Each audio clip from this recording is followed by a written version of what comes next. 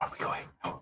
Yeah. Does it work? I don't know. Everything's on fire. It haven't worked. Hello! Yeah. We made it! We're actually going live in the middle of the afternoon here in the UK, 4 p.m. Because we need to be up super early tomorrow because we're traveling. Really early. Like I'm gonna be up at like 4 or something horrible like that. So starting streaming today early is a good thing. So judging by the comments, apparently we actually have sound today. That was so. I still don't understand why the slider was just like, nah. Why did it go down? I don't know, but it was no idea at all. Well, what's funny is that the thing. I think we only clued in because of the noise. Yeah, okay. It was just automatically going. I don't want to have sound. I'm going to knock it right out. So today's going to be a fun one. We're just going to be taking super chats and questions and whatever else you throw at us. And as we do every once in a while, you're going to find the curtain here that we've got is going to show the actual office behind us. Lindsay comes in, bringing forth with some, I don't know, platter, a plate, who knows what she's deciding to do right there, some sort of Scottish fare. Now, if you know anything about Scottish food, we're going to make many a dish back there. There's a lot of really good Scottish dishes. A favourite of mine, for example, is Cullen Skink. If you haven't checked out Cullen Skink, I recommend you go do so. It's absolutely lovely. Or a good crannikin for a pudding. We're not doing big dishes. We're just doing whatever the supermarket throws at us that is most certainly Scottish. There you go. And yeah, Cullen Skink would have been a super good one because of obvious Sotek reasons and skinks and Sotek, but we chose not to do that one because it's super fishy and I didn't really want Everyone's like, skink? Skink, you're eating skinks? I didn't want to subject something Sotek to something that might make him do this. He's already been sick enough, but I do love Cullen Skink. True. It's a super tasty dish. So we're going to be pausing, chatting as we go. It's super relaxed, chill. Let's see where we land.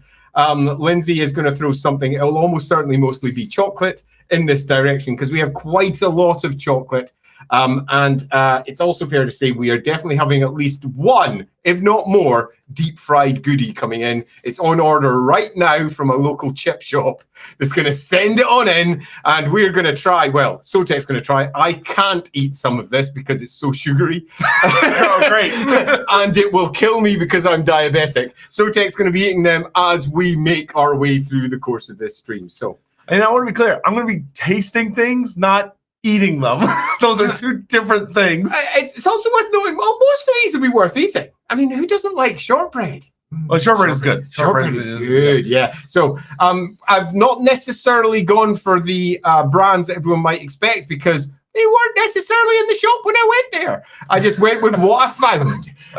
Lindsay's currently buying a couple of other things on the internet as we speak, so they're going to be brought in when she decides to do the, hello, I am a waitress type thing. So, shall we begin? Yeah, I think so. We got some, people left a bunch of super chats right at the start. Okay. Yeah, they did. That's because there's a reason for this. For those of you that tuned in at 4 a.m. Oh, right. I would like to say sorry. The auto start. It's the second time you've done that. That is indeed. I'm the worst. Never rely upon me to set any timer. I will almost certainly set it up wrong. But yeah, 4 a.m. we were not streaming at 4 a.m. We were sleeping, or at least we should have been. I was. I wasn't. I may find out when I changed it afterwards. Oh crap! So I got back up again and I fixed it. But yeah, sadly, yeah, no. So let's dive in. Well, no, these came all in this afternoon. Yeah, it's not so bad. Prince Cheddar, you said the first elves maybe have been spirits made mortal by the old ones. Could the Skaven be similar? The Horned Rats, lesser demons, put ratmen to make mortals. Could explain why he only has vermin lords left. I mean, if you wanted to go with a very tabletop is all there is interpretation, which is probably not true, but because I mean the roleplay game, so much of it is not tabletop relevant. Yep, agreed. I mean, you could do that, absolutely. It would be a pretty interesting theory because if you were running with that, it would suggest that the Great Horned Rat is up like at Old One tier if he's doing something very similar to him that no other being is seemingly able to do, which would be a bit of a power upgrade for him. But if you want to make him super spooky, you could do that.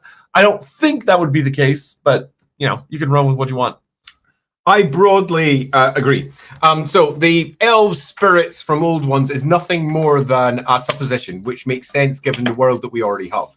Now, that doesn't mean that that's the case. They could just simply have been mortal elf type things which were educated. There might have been no real genetic change to them at all. They might have been deeply changed by the old ones. We simply don't know.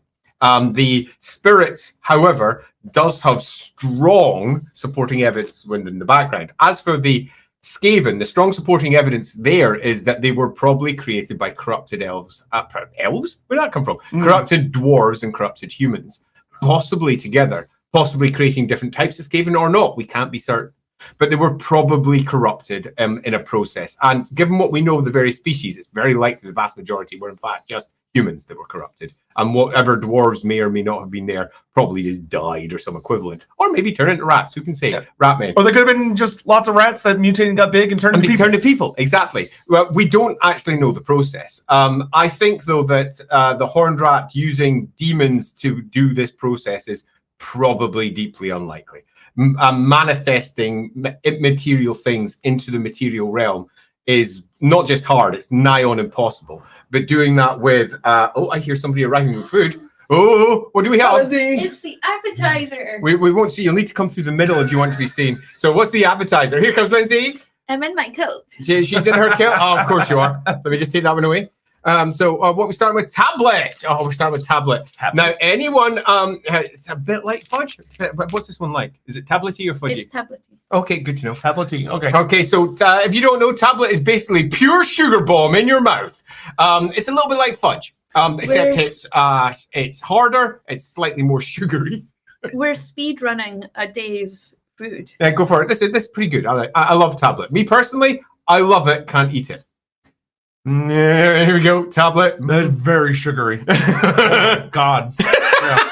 Scotland. Next, we'll be moving on to a Scottish breakfast. And it's not bad, but holy shit, I could probably have like a couple nibbles of that, and I'm like, fucking, I don't want to. Done for the day. Now, me, I would eat a whole bar of it. Then perhaps that explains why I'm diabetic. It's good. It's kind of like a really sugary caramel. Yeah. And it's still got that bye. See you very soon. It's still got the sort of bite crispness. If you didn't get enough of it there because you're too busy being trepidatious instead of doing the whole dive-in dwarf option. I would have been upset with myself if I had eaten that much of it. Yeah, understandable, but it's got a slight graininess and a crunch to it that you don't generally get with fudge and equivalent. Which tends to be soft and I like that more than most fudges. Yeah, me too. But I don't think I could eat more than like that much, and I'd be like, okay, I have to fucking stop. Well, if the sweet things are causing issues, it's going to be a fun time. So, demons, probably not for the Horned Rat. We off to Nils. Oh, Nils. First of three, Nils. You're on fire. Oh, boy. Would you like to go? Yeah. The Monkeykin rules, 1999, I see, until 2380. I don't know if the Monkey King's on the throne that entire time. I think he's only on the throne for a tiny bit of that. Yeah. But so the time of darkness and disharmony is not him on the throne ruling. It's the dragon children are fighting and it's a whole mess and no one's on the throne really until the end. And the Monkey King, with the help of the Skaven, takes it. I'm 99% sure he's not actually on the throne to the very, very end, and then mom and dad. And that's what gets all the dragon kids to team up against him, which leads to the really big climactic fight where mom and dad come home. I'll take that up to 99.5% certain. That seems an exceedingly unlikely outcome given everything right. Yeah. That being said, 400 years without Cathay falling to chaos from the north. So hear me out. So you might have more. Here we go. The Moon Empress conspired with the Monkey King to substitute rule while they were gone. During this time, Monkey King must have defended Cathay from chaos invasions using the compass while holding off the dragon children. But Monkey King Olgo puppeteering Skavens was not part of the deal, just Monkey King shenanigans. The Skaven never get control of the whooshing compass feedback. So what I would say is that the Monkey King very much comes off like a chaotic agent that's just doing whatever he wants. And from what little bit, Grant, we're going to get a lot more of this with the Arcane Journal that's about to come out. But I would think that the idea that the Moon Empress may have pushed the Monkey King into doing what he does, I don't actually think that's crazy. Because the kids are fighting among themselves until the Monkey King takes the throne. Like, that's the one thing that's so bad that the five of them are able to put aside their differences and quit squabbling and team up again. Which they needed to, because shit was getting really bad. So the idea that their mother may have been more involved than initially appears and may have used even the Skaven as a a scapegoat or even manipulated the Skaven into manipulating the Monkey King. I don't think that's beyond the realm of possibility. Yeah, I not only don't think it's beyond the realm of possibility, it would be a very good alternative reading, even if that is not the story they go with, because she is known for certain qualities, and the Monkey King, with what little we know of the Monkey King, is most certainly a capricious, oddly motivated individual. Yeah. And certainly easy, perhaps, to both manipulate and to do the manipulating. So there's lots of different ways that could be pitched. I don't think there's really enough about the Monkey King for us to say anything certain about his character, but in many respects, that's for the best, whether he is one version of him or another version of him, or all of those versions. I'm certain that'll be more neatly pinned down to a degree later. But given the size that most of the old world books are in terms of their lore, it wouldn't surprise me if it's very light when we eventually get something. Yeah, I will say the big thing is I do think that the Monkey King, if they're going to portray him like the base him very closely off the real one, which I suspect they will, he's not. I don't think he'll really have been the kind of individual that takes the throne is like, I'm in control. I'm going to control the compass. He feels like he's a lot more chaotic, little c chaotic than that. Yeah. Of that, he takes the throne and then he kind of gets bored. If he's anything like the real Monkey King, like the real, Monkey. For those of you who watched the Monkey series throughout the 80s like I did, he's a petulant little kid often as well. Both very pure chaos, small c. So very difficult to determine what he will or will not do at any one given time. So yeah, I think that completely fits. Yeah, like I do think the story is going to be more about the Skaven trying to get the whooshing compass and trying to use the Monkey King to get there. But I'll bet he probably does something the Skaven really don't appreciate and really do not expect near the end of the story, because he doesn't give a shit about them. Yeah, of course he doesn't. But Clan Ashton thinks they're very sneaky, and supposedly he anoints one of their warlords as his like some kind of advisor or like general or something. But I would guess. I would not be shocked if it turns out that they are able to kind of manipulate him to take the throne, but then when they try to grab their prize, they move too quick or get. What do we have this time? Oh, what's this? Interesting.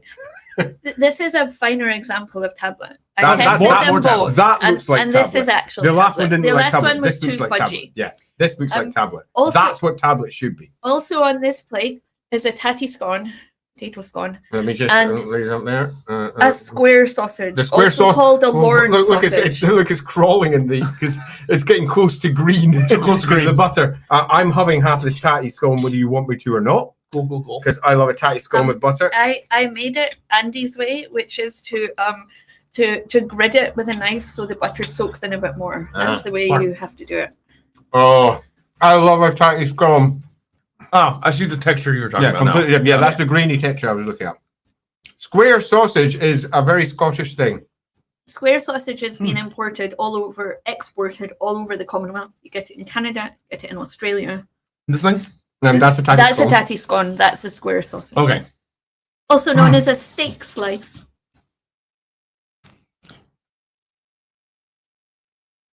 Yep, it's a stodgy thing. It's bread with butter, right? Yep. It's good, but it's bread with butter. Tatty scone was not a complete fail. This would be good for like some. It's really good with breakfast. Oh, wait. I put like some cinnamon sugar on this. Yeah, it'd be nice. Tatty scones are often served with a Scottish breakfast. That's good. As is the square sausage. So good luck with the square sausage. I'm going to take a bit of square sausage as well.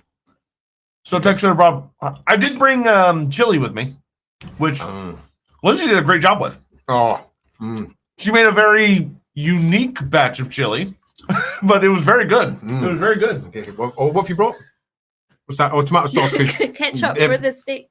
Stick ketchup all the time because Sotek loves a bit of ketchup, like anyone. I fucking love ketchup. Yeah, exactly. So there's how many square sausage left? You're stealing it all.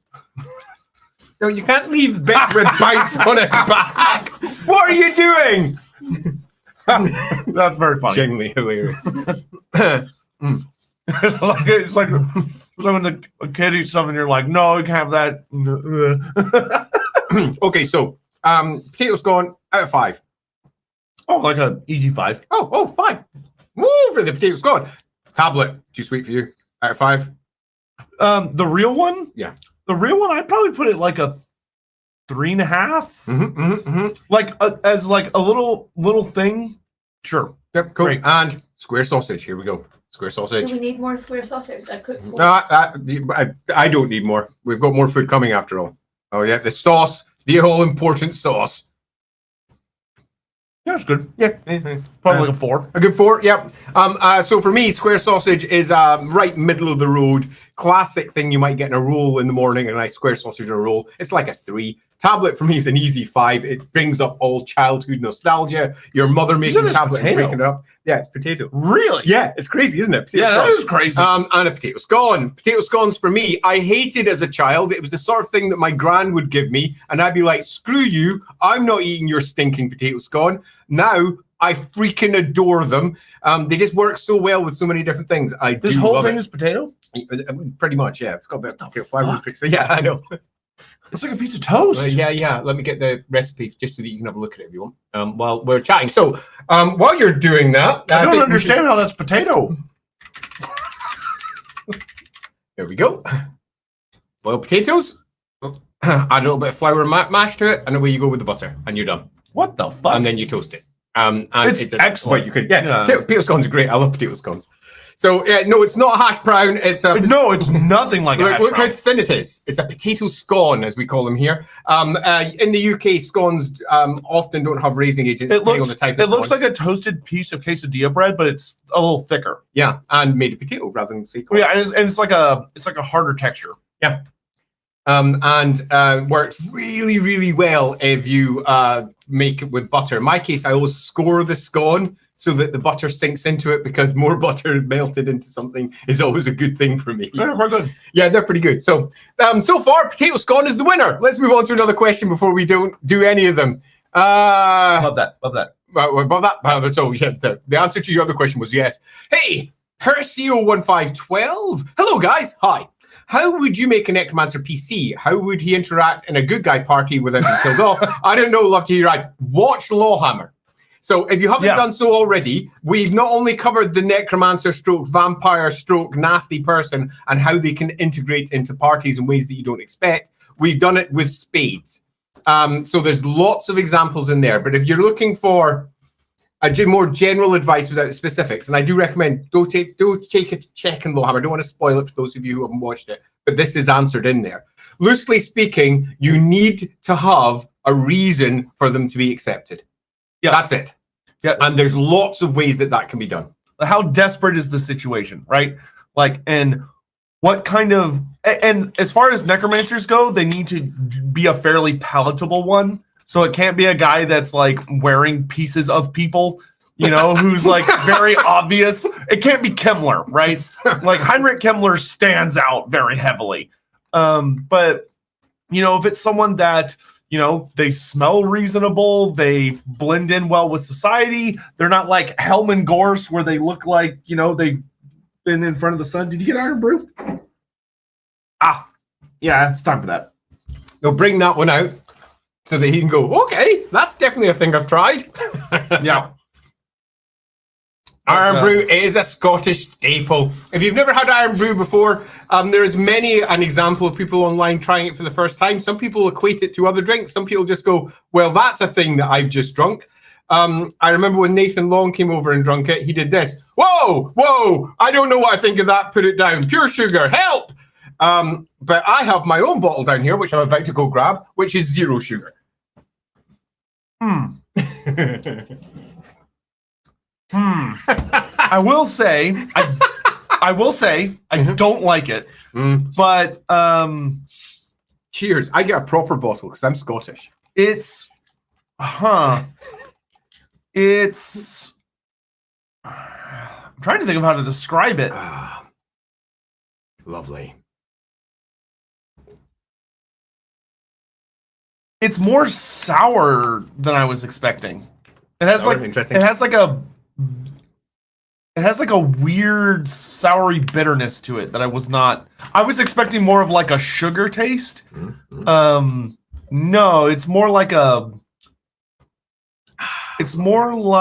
a maybe tart's the word I'm looking for. Tart, maybe. Yeah. Yeah, maybe. Like I don't want to say it I don't think it. It's kind of close to some medicines I've had in the States.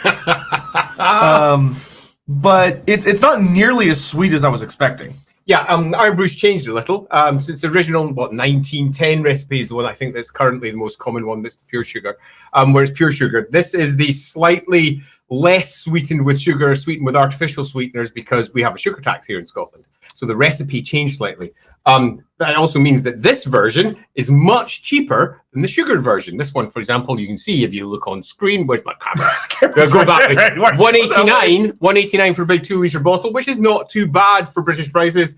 Where the sugared version is around about £2.20p, so a whole 30 pence more expensive because of the tax. Yeah, I don't like it though. I can tell you that.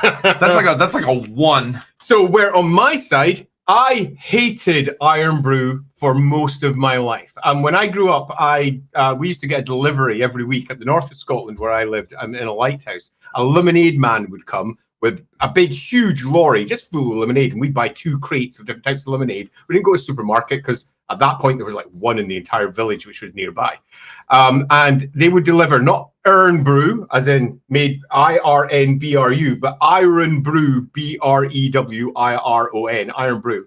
And I hated it with a passion. It was the same orange, but it was a copy of Bar's Iron Brew made by the company that makes this one, using similar recipe. And I hated it with a passion. I came later when I started drinking Bar's Iron Brew, still didn't like it. It would have been an easy 2 for me, but I was sort of used to it by that point. Nowadays, I don't know. I just kind of love it.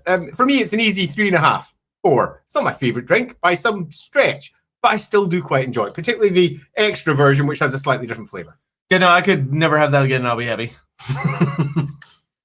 All right, next question. What a weird flavor. Yeah, there you go. It's kind of like...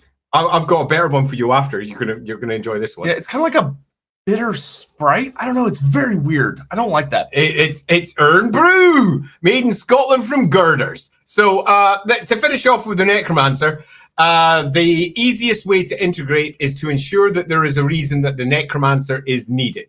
Say, for example, he's not a bad guy, and the thing that he's doing is the only way they'll be able to overcome the next bad guy that they're approaching. So they go find him because he's the one that can do it. And then that gives you an entry route through to it. But you need to have reasons for the party to accept this, which means some parties may never get there, particularly if they include anti-necromancer types, like Morians, for example. Most priests. Priests of Mor, indeed, most priests are probably going to be unhappy. Yet still, we almost we did manage it over in LAWhammer. Yeah. Over in LAWhammer, we managed it, and we came up with a reason for it to work. So I recommend go check it. It's kicking around about the Legacy of Nagash episode. So episodes around about 16 through to 18, somewhere around that area, gives you the whole introduction to the craziness that eventually has some weird acceptance of certain things that most people would not normally accept. Where are we now? I've completely lost track. Sean's old. Yep. Yeah, of course. What happened last night? Was that a mistake? That was me up in the middle of the night setting a stream up and forgetting that there's a difference between AM and PM. Oh, so Sean noticed. Yes. Yeah, Sean noticed. And yeah, that happened. that happened. Oh, Lordy. Yeti, welcome back to Sotek Gets Kidnapped and Forced to Play the Mass Effect trilogy. Yeah, good game. It's old now, though. It's really interesting going back to it, if you go back to it. The first game is now really clunky. It was clunky when it first came out. And when the remastered one arrived, they kind of streamlined a lot of it, and it's still clunky as fuck. Oh. But for me... Burping Iron Brew tastes like shit, too. Terrible drink. But Mass Effect 2 plays pretty well. Mass Effect 3 still plays pretty well, but you still steer like a tank. So when you go running, instead of being able to just turn or whatever, you sort of steer off her. You run around like that. And you sometimes lock to terrain a little bit too hard. If you want good mechanics, you don't play any of the trilogy at all for Mass Effect. You play Mass Effect Andromeda. Best mechanics by far. Pretty shit story. Yeah, I don't foresee myself ever doing it just because I just don't give a shit about sci-fi. Like, the moment there's no, notable fantasy elements, my interest just... Then don't. Yeah, Horizon Zero Dawn had enough fantastical elements that I was like, okay, I'm fucking with this. Great game though. Yeah, it's great. It's awesome. Yeah. Especially RPGs are a heavy commitment, and there has to be something to really get me. And I don't think Mass Effect has anything that really catches my attention. Whereas I love it. Yeah. It's like Knievel. Gnivel. I say Gnievel. Gnievel. When You're people like, he's evil Gnievel. talk about the weird shit in the end times, I feel like the fact that Gelt became the avatar of Grugni isn't talked about. Well, okay, so there's technically 3 layers to that. Of that, A, someone at GW decided that Grugni would bestow his power through the wind of metal, which does not make any fucking sense.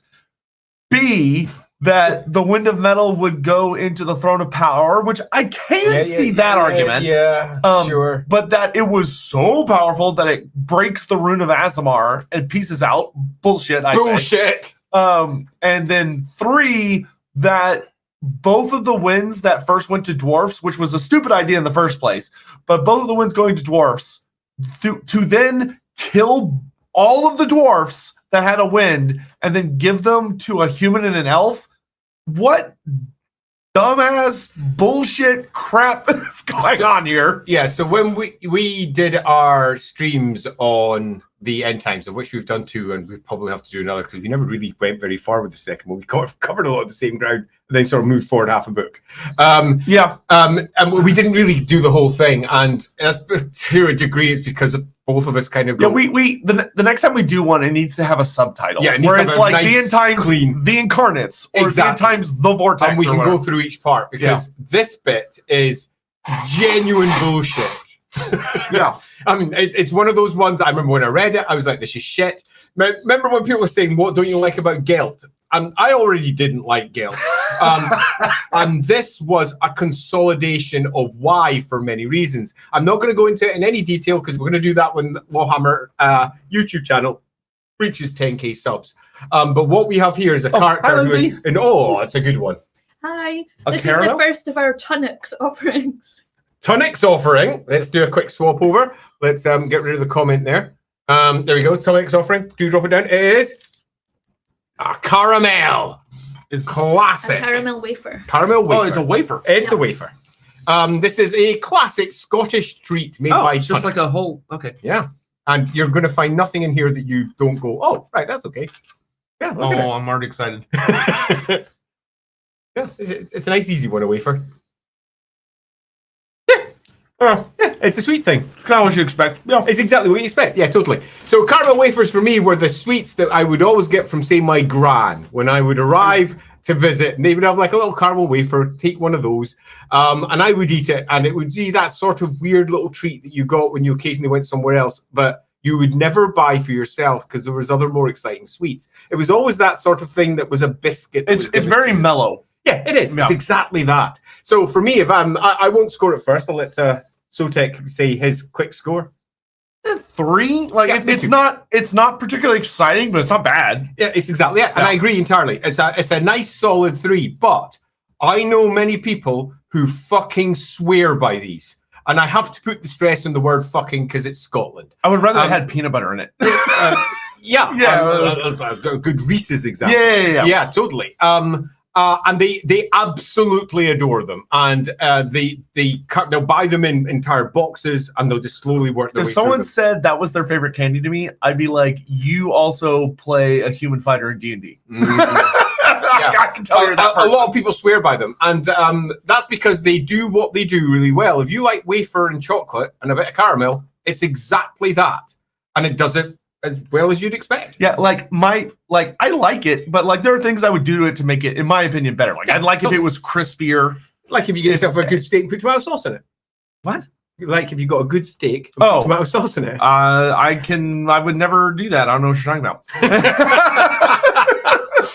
Yeah, I thought that was rubbish. I did not do that at no, you did the Witchery. No, you used the actual sauce they gave you. Yeah, which it was very good. It was very good. Though I did so the temptation. There's a small story here. So Andy and Lindsay took me to a very, very nice restaurant called the Witchery, which is definitely a place that admittedly I would never go to by myself. And the menu, I was like, I barely know a third of the words that are on here. Good times. And the first thing I got was the lamb. It was pie. Yeah, it was like a pie. Yes. Yeah. The tree. Yeah, didn't vibe with it. No, he didn't. Did not. Nope. Yeah, tried it and it was like, ooh, like that's unpleasant. And I felt bad because it was like, ooh. Not to feel bad about it. But Lindsay got a steak. Steak. She got a sirloin steak. Fucking so good. It was weird. Like when, in the States, if someone says they're going to bring you out like a sirloin steak, you expect kind of like a slab. Yeah, a slab. Yeah. Where this was almost more like a little pudding cake thing. Like about so big. But I felt I didn't care particularly much until the guy came by to collect it. And I was like, I'm just, I'm enjoying my food. I'm just not feeling this. He's like, oh, okay. And he took it. He was like, he looked so heartbroken. His face was hilarious. And he went off to speak to another waiter. And he was like, what's going on? Particularly when we ordered a completely different main. And he was like, okay. But yeah, bless him. And then they brought the steak, and it was delicious. And I made fucking sure when that guy came in, I was like, yes, it's very good. It's perfect. It's wonderful. Yeah. So, just before we carry on with our questions, caramel wafers, a Scottish staple that you will find in all over the Commonwealth if you happen to be in one of the Commonwealth countries, because they get exported everywhere. And they are kind of good, but just kind of good. Yeah. They're not bad. They're just kind of good. They're just a solid piece of chocolatey, wafery stuff that some people absolutely swear by. I will give them credit that they're very subtle with the caramel, which I really appreciate. Yeah, because caramel can get really overwhelming really fast. It really can. Okay, so where are we off to next? We are here, Morning Crescent. I love the little cultural bits of worlds, fashion, in this case, food. What food from Warhammer would you most like to try? If I could get, I wouldn't trust 99% of it, because one of the biggest running jokes in Warhammer is that most of the food is not made out of what it's advertised as. Mm-hmm. So I wouldn't trust fucking anything. But if I watched the entire process of it being made, I think like a halfling made chicken pot pie would probably be the best fucking thing on the face of the earth. That would be pretty good. I remember writing something for a dragon turtle where you basically use the glands of the dragon turtle that they use to spew fire to cook the meat inside once you've killed it. So the thing cooks itself. Oh, it was a really nice little picture. So Blasco, Attilian chef, lays out the entire recipe, and it's a single dragon turtle which can feed an entire village. And it's used for festival purposes. I will say, according to the dwarves, dragon stew is supposed to be like kind of divine. But then, let's be honest, this dwarf's eating it. Yeah. I wouldn't trust a dwarf's sense of taste for human comparisons. So I wouldn't mind trying that, because Blasco tells me with good authority, because I wrote it. What about it's super tasty? What about like a cockatrice pot pie? Oh dear. Or a little bit of frumenti, the frumenti that is served at the Black Maiden Monastery, which is really nice. It's like a meaty porridge. Yeah, I'd try it. Yeah, me too. I'd be really excited to try things like, I think skinks could actually make some pretty interesting foods. I just wouldn't want any insects. I would not want insect protein. No, please no.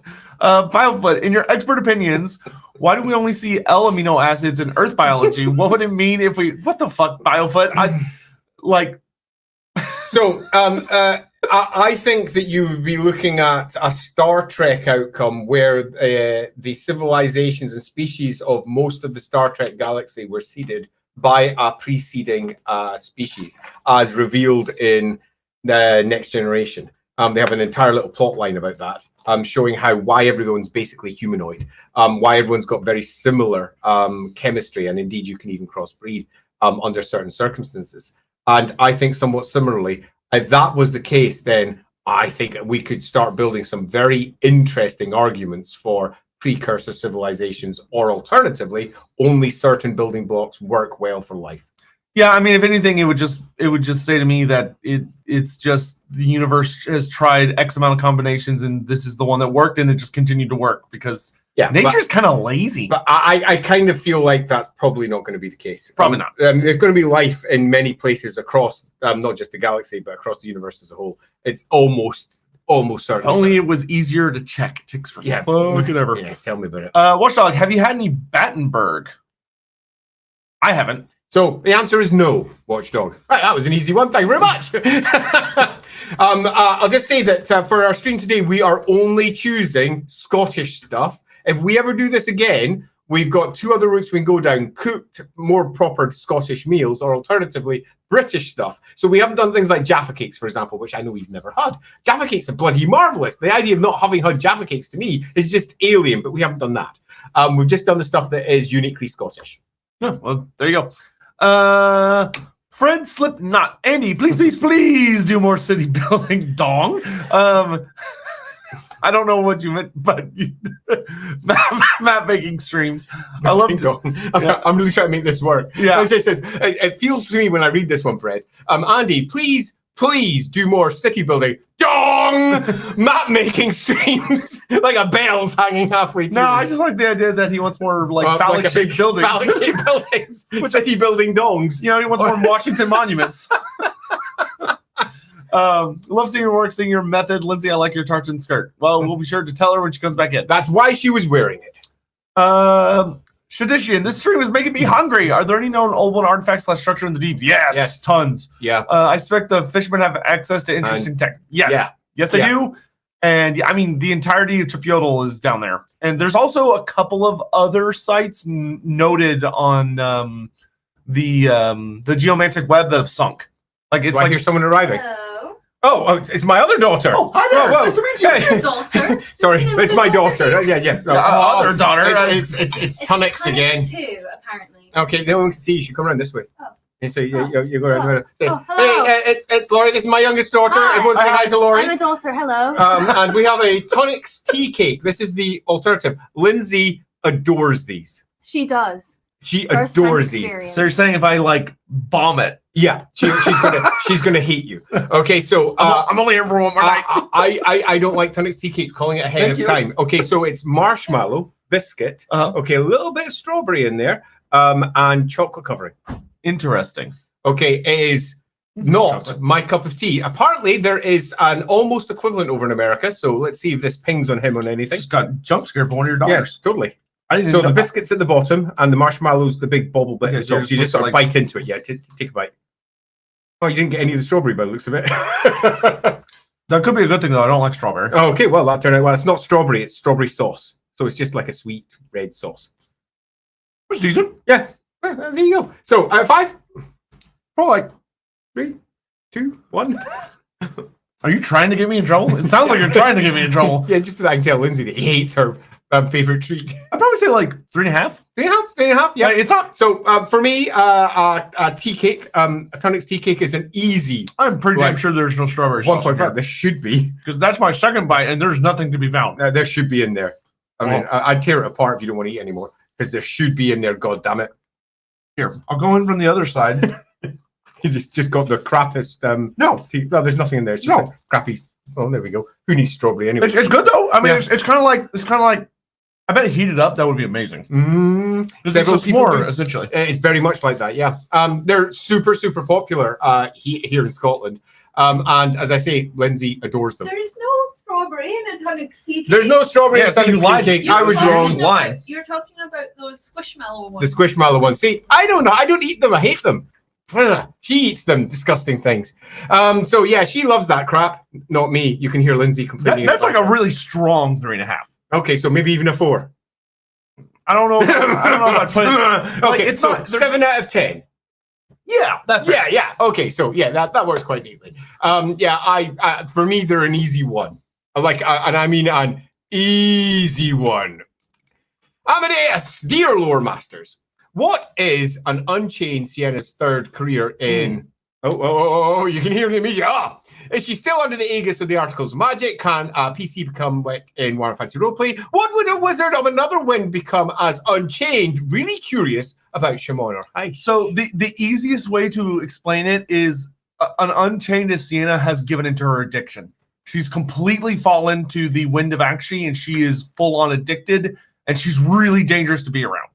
I don't think that would make for a viable PC because they're like, she wouldn't really be someone you could talk to. It would be someone that is so deeply bound into the wind that they would probably need to be put down, or at the very least imprisoned somewhere that could handle them, and then unleashed in times of war. Like they're living weapons and nothing else. Yeah, there've been a couple of times in Warhammer Fantasy Roleplay in particular where they've sort of gone, there's big, massive, powerful battle wizards, and we're not going to stat them because we're not sure how to do it because our system doesn't really have a very good top end. Warhammer Fantasy Roleplay 2, I'm looking at you. So we never really got the war wizards. And in some respects, the war wizards that they were describing, which are the ones that are completely mental, can't be trusted, out of their hands, are the Unchained as they're presented there. It's also worth noting, though, that the systems in general are best coping with that on the Warhammer Fantasy Roleplay side using their Arcane Mark systems. There's an Arcane Mark system, Warhammer Fantasy Roleplay 4. There's one in Warhammer Fantasy Roleplay 2 as well. And the idea that whenever certain things go wrong and you take on a mark of the wind that you're channeling, something happens to you which makes you become a little bit closer to that wind until eventually it takes over. Yeah, so kind of like how if you get too many mutations, you become a mutant. Yeah. She's like, she got too many arcane marks of Akshi, and she has become that. Yeah, absolutely. So that's basically it. And could you do that in roleplay? Yes, but the character that you're creating is effectively like creating a mutant. It's creating something that's bigger, weirder, and probably not accepted in many quarters. If you look at her, all that armor she's wearing, it's meant to keep her from basically just exploding everywhere. Yeah, it keeps the flame under control. Yeah, 100%. Hey, Bargain PK, first time catching you live. Way, it's always nice to stream at a different time. Yeah, but this is also a very weird stream to catch us live first time for. So sorry. Really-ish. No, not sorry. It's brilliant. Thank you so much to both of you for making my days brighter, and thank you in turn for watching and having your day brightened, I suppose. Hope you're enjoying the UK Sotek. That's up to him. What's been the best food snack you've tried so far? I've mostly enjoyed it. I got really sick for a good 3-ish days, and Andy and Lindsay, they had to just kind of deal with that, which I appreciate them for dealing with because it was probably not nice to listen to. But overall, been a really good trip. Best thing I've had so far would have to probably be the potato box gone. Yeah, that we just had here. Yeah, I would say this is probably my second favorite so far. Like I could easily eat that entire thing. Given that there's quite a lot more food to come. Yeah, that's why I'm not. He's doing the clever thing. He's pacing himself. He is wise, unlike many people I know. Daniel Lysen, I'm going to guess Lysen. Sure. Lysen? Let's go with that one. I saw your 40k versus fantasy stream, and I was asking what reaction would have Malachi and the Engineer Guild have about the Mechanicus tech. Okay, well, so if you mean the Engineer Guild and the dwarfs, they would probably hate it. They would probably hate it, think it's a horrid abomination that needs to be destroyed, unless something could be very. So this is. We'll come back to this. Oh, this is something that I can see. Oatcakes and mature cheddar cheese. Let's get rid of the comment there so we can say oatcakes and mature. You can't quite see it. We need to turn off the screen. Well, yeah, the cheese is turning green. The cheese because it's very orange and apparently touches green inside. Doesn't look good on the screen there. No. This oatcake has got butter on it, and this is plain. Okay, so an oatcake is just an oat cake. Cool. Okay, so it's made of oats and it's compressed down. It's a little bit like making porridge and baking it. Yeah, we have something similar. And it's just Scottish cheese. So typically eaten with butter. That's quite a lot of butter from Lindsay if you're not a butter fan. Typically with butter, but you can have it dry if you wish, and they're often eaten together. Okay. Thanks, Hawk. As I look. Oh, you look great. Yeah, you've had a number of compliments. Yes, you have indeed. Compliments concerning tartan skirt. So good job. Thanks. Yeah, good job. Move out of the way so everyone can see your tartan skirt. Right? That's more okay. Interesting. Okay. Yeah. So I hated oatcakes when I was a kid because everyone would feed them to me like I should like them. And now that I'm an adult and no longer feel the natural rebellion of a child to hate everything my parents or grandparents give me, I actually adore them. These oatcakes in particular from Mackay's up in Aberdeen, these ones are just the freaking best. I don't know why I love them so much. I do better with cheese according to some. I don't need cheese. I'll just eat oatcakes dry because I'm an idiot. For me, it's an easy 5, and they're just bland, dull oatcakes. But I love them. And they also remind me of New Year.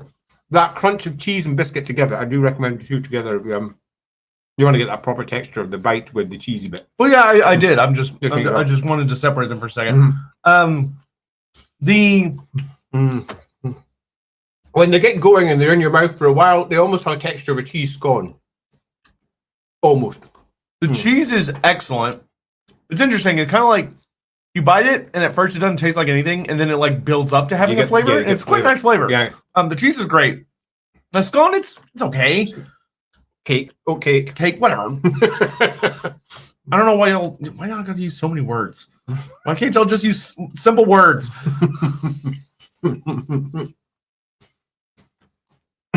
So, the cheese that we've got, this one's a Galloway cheese. It's over from the West Coast. Not my favorite Scottish cheese, probably the Orkney cheddar. And for those of you out there, in fact, not just Rosie, I've just noticed a comment coming in. Who's out there say Somerset calling cheddar Scottish? There are Scottish cheddars because cheddar now is a classification of cheese, a type of cheese, which obviously presumably originated down in the Cheddar Gorge down in England. And cheddar is probably, as a general thing, one of my favorite types of cheese anyway. And yeah, I really like it, but I'm fully aware that most people, particularly in Scotland, view oatcakes as just a standard little thing you'd maybe have at the edge of a party, and someone would have some cheese and oatcakes. It's often at the end of a nice meal or something like that, and it's fine. I would give the cheese a really nice, like 3.5. Mm-hmm. Like very edible. It's nice. I could definitely get bored of it pretty quick, but it's a cheese. Yeah. The oatcake, oat cake. It's gone. It's all right. I'm not a huge fan of grainy textures, and it's very grainy. It's very grainy. Yeah. Very oaty. So for me personally, I'd probably put it like a 1.5 or a 2. It's not bad, but there's definitely nothing exciting about it. From my side, oatcake when I was a kid would have been 1. The cheese would have been a 5. Now I'm older, the oatcake's a 5, and the cheese is like a 3. Yeah. It's interesting to see how tastes mature and change over time. And for me, it most certainly has. Right, so where are we off to next? I believe we need to go back to where we were, to be honest, because we didn't really finish Daniel's thing. There we go. Thank you. No, we didn't finish that at all. Yeah. So I would say the Dwarf Engineer Guild would hate it. They would probably see it as horrifying and full abomination, awful. Especially because a lot of Mechanicus tech, from a distance, I think they would be kind of like, oh, about the machines. But I think the second they got close and saw how bumbling these doofuses were with like all of their prayers and weird ass rituals and shit, the dwarves would be like, these guys are fucking idiots. Yeah. Malachi, I don't think would be particularly impressed by them. I think he would be impressed by some of their like firepower, and he'd want to mess with it. I think the regular Dwarf Engineers Guild would say that's awful. That is like our worst fears about humanity to realize. Get that out of here. Malachi would probably want to take it apart. I think it's actually quite likely that if they got access to their tech and tried to figure it out, that we'd end up with a combination of rune priests and engineers working on it. The complex nature of the circuit boards, but mirroring in many respects the magical matrices that the runes are working from and spreading through the metals or whatever else they're forged in. So I think it's very likely that the rune priests and the engineers would almost combine to figure it out and how it worked. And I'm not saying that they succeed because some of the technology is super complicated and quite obscure.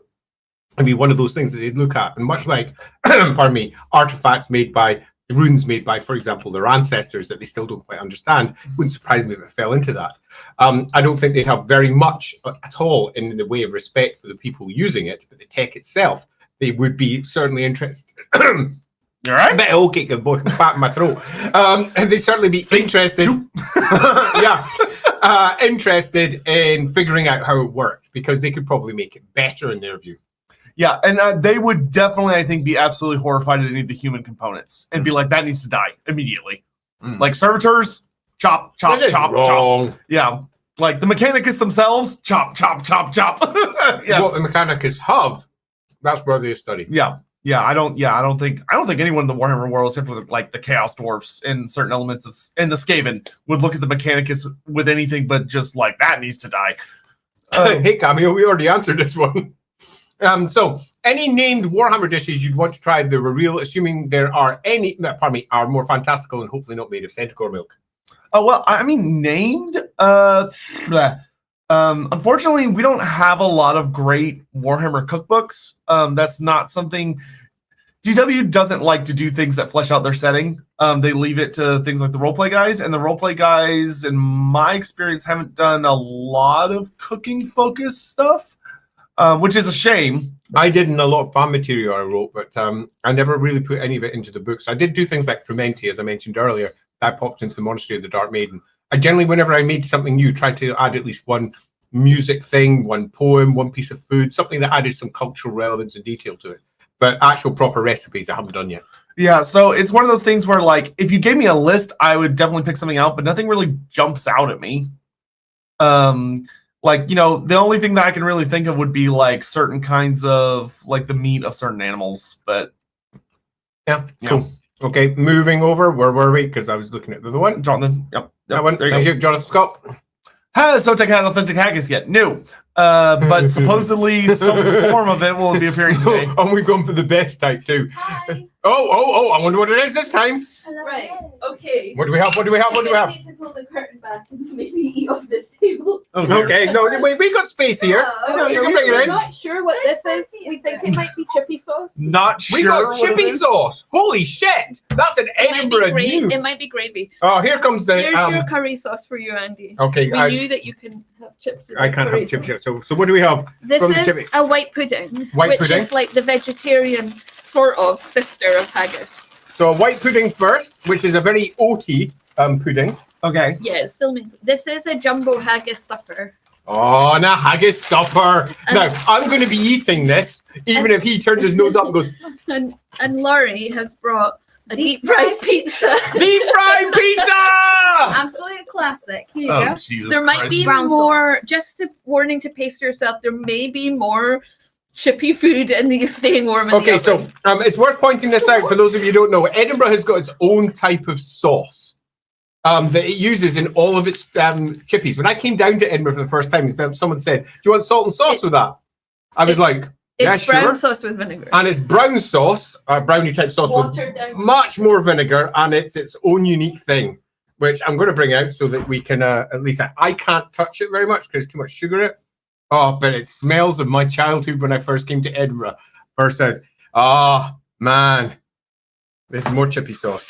Yeah. Okay, so I'm going to have a bit of all of this because I can. I'm in a rare moment where I can. So first, chippy sauce, brown sauce. Okay, so brown sauce is sort of a fruitier, slightly more spicy version of tomato sauce, and obviously minus the tomato. Very common in the UK. And up in Edinburgh, we've got our own version in all the chip shops, which is called just brown sauce. It's imaginatively named, or chippy sauce. And chippy sauce is this shit, which I'm going to move away from here, put the white pudding over here so that we can just put a little bit on here. And I'm totally having at least one bit of it because for me, this is childhood nostalgia. I'm not meant to eat too much because there's a bit too much sugar in this for me.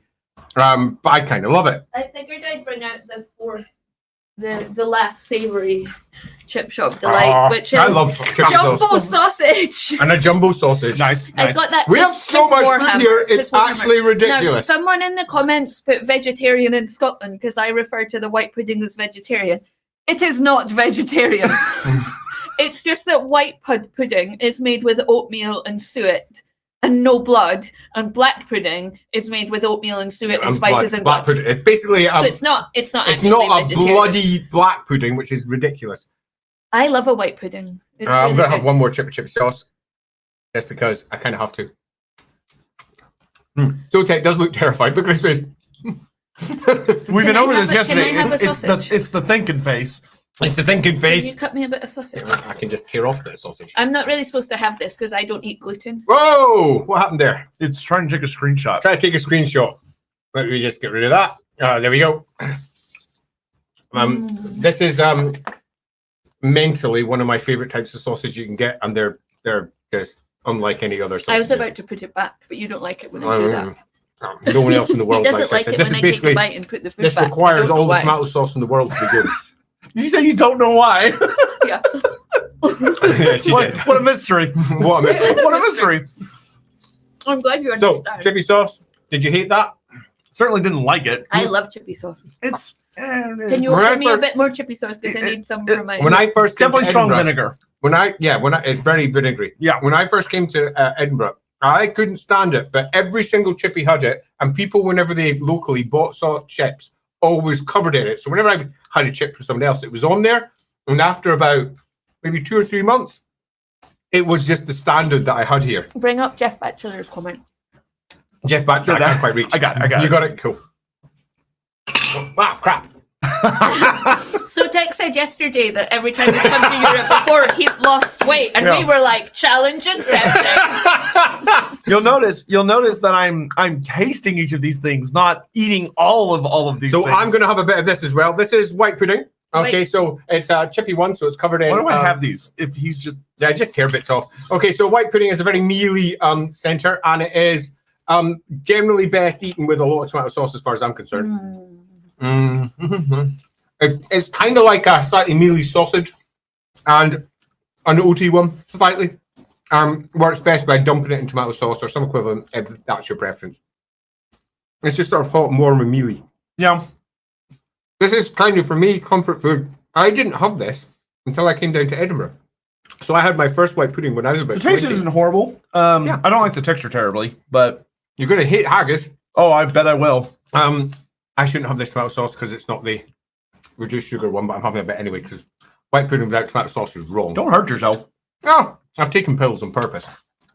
Okay, next, deep fried pizza. No, let's save that for last. Oh, no, this has got to be, surely. The haggis has to be last. No, I want to end. Oh, you want to end with something you like? I want to end with something to clean my palate out. I don't order deep fried pizzas. I know I'd mark that. All right. Your daughter came here to kill us is what it is. You're hitting so many buttons. Let me do the sausage. Let me do the sausage. Yeah, then move that way. We're busy hitting my keyboard like mad here, and it's currently going. We've probably cancelled the stream like 5 times. Let me just move the keyboard out of the way. There we go. This looks quite good, actually. Good sausage. Again, tomato sauce is king for this. Well, it's a sausage. I'm having a bit more chips while we're doing this. no, only thing I don't like about sausage is they get little like chunks in them that are kind of like chewy. I hate those. Yeah, me too. Agree. Just no, I'm heavy on texture, and the wrong textures turns me off for like the first 20 times I try something until I get used to it. Yeah, I mean it's like a shitty corn dog. So I would much prefer a corn dog because it has an actual hot dog in it. I think hot dogs are superior to sausage. But where for me, I would prefer a sausage supper because I'm used to it, dunked with too much tomato sauce. Not for me. It's childhood bliss. I mean, it's not bad. I could eat this and not cry about it. Yeah. Oh, it's so good when it's covered in tomato sauce. Oh, I'm such a child. All right, let's get this piece of shit over with. Okay, it's haggis time. I'm just going to break this up. We have ourselves a deep fried haggis because we're in Scotland. We've got to give him. Oh, so it's normally not like that. There's different ways to do it, but it's this. I was going to say it's honestly a bit more almost tyrannid looking than what you had at the restaurant. But the haggis you had at the restaurant last night looked much more appetizing. That's because we were a really good restaurant. I adore haggis. I didn't have any until I was about 20. I was live running a LARP stream at the time. A LARP stream. There was no streams back then. What am I talking about? Wow, you were ahead of the game. A LARP game. And I was the referee, and one of my players got himself a haggis supper. And I went, haggis supper? I didn't even know you could get such a thing, having lived in Edinburgh already for like 3 months. And he's like, you've got to try it. And I was like, I don't want to try it. I don't even know what fucking haggis is. I don't know if I want this shit. And I had it. And I was like, you know what? I don't hate it. It's kind of spicy. It's kind of good. You know what? I think I actually like this shit. Went and ordered myself a haggis supper immediately. Did this, covered it in tomato sauce. And was sold forever. There's someone in the comments that has said something about Naples. Can you go? Naples? Yeah, so they said that in Naples, deep fried pizza is also a thing. There you go.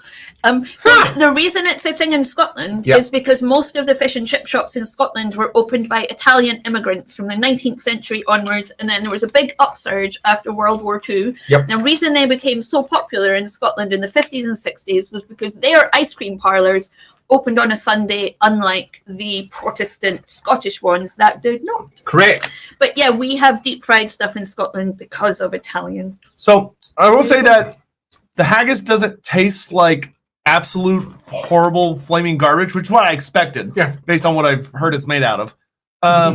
But like the little spice it has is actually quite nice. It's nice, isn't it? I don't like the texture. Texture is probably good. Could not care less for the texture. Like I will happily never eat it again in my life. Mm-hmm. Like I would say because of the texture, it's like a 1.5. because it's got like just a lot of little like bits grainy in it. bits. Yeah, a lot of grainy bits that I don't care for. Flavor wise though, I'd probably put it at like a 3.5, a 3. Like it's got a nice little got a spice. nice bit of kick as well. Yeah. Yeah.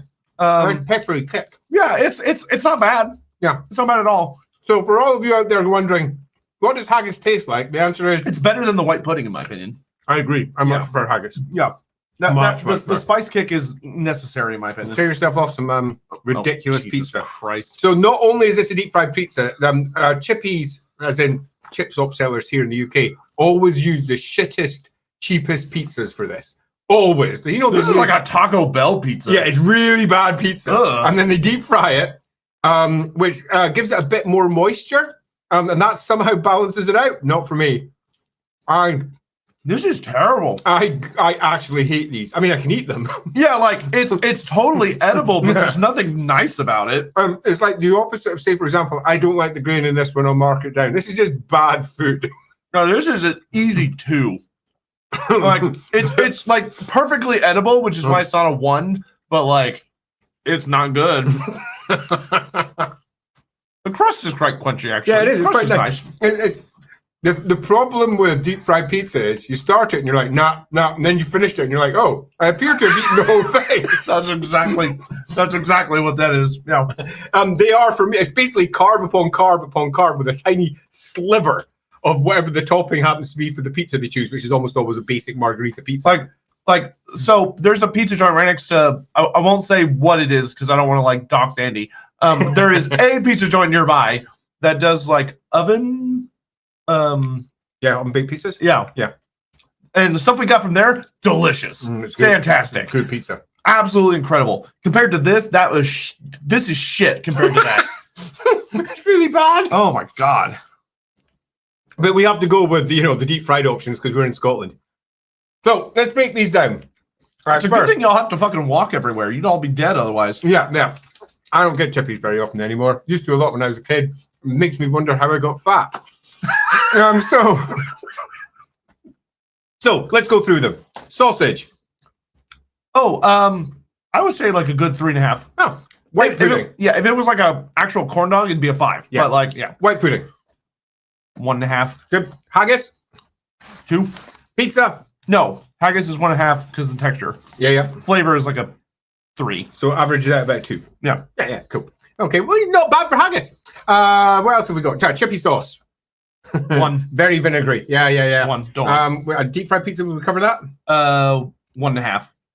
A deep fried pizza for me is a really hard one to score. You could easily eat the whole thing, but like, fuck it. But It's gross. it's one of those foodstuffs that when you have it, you're like, I there's nothing good about this, but you can't help but eat it all half the time. It just tastes like bread. Yeah, it does. It's just like it's just bread. Yeah, totally. So there's a nice mixture of Scottish chippy food. It looks like we've not necessarily got ourselves a deep fried Mars bar. I do believe one was ordered, but maybe it just didn't come. It looks like we've gone through. I can't say I'm that disappointed. I will be honest and say the deep fried Mars bar by far the best of all of these. Really? Oh yeah. There's a reason deep fried Mars bars keep on selling. They are annoyingly good. I can't eat them anymore, which is a good thing. We don't need me to eat them anymore. Let's move all this shit out the way. Oh, excellent timing. It's dessert from the chippy. Is it a deep fried Mars bar? Yeah. Oh, perfect timing! You summoned it into existence. So if you like a Mars bar, you know there's nothing there to worry about. It's just covered in batter and fried. Trade you these? Yeah, of course. Thank you, Lindsay. Let me pass you over this one too. That way, Andy doesn't. Take a bite quick before it gets cold. And my curry sauce. Oh, I'll put that there for a moment. Should I leave this here? Yeah.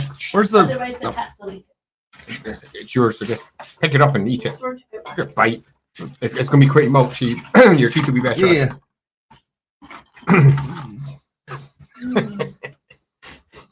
Deep fried Mars bar. Very serious. This is the moment. All of Scotland watches on. Is it that awful? Is it as bad as they say? Is it actually kind of okay because it's all sort of melty and nice and gorgeous and slipping in your mouth? Or is he just not a Mars I don't bar like your fan? descriptions. Or is he just not a Mars bar fan? And he's like, this is sucky. I really don't like it. It's all sort of blah, and it just melts and it's disgusting. So generally speaking, I'm not a big chocolate person. Mm, That being said, the chocolate is not bad. It's actually quite nice chocolate. Yeah. Spicy.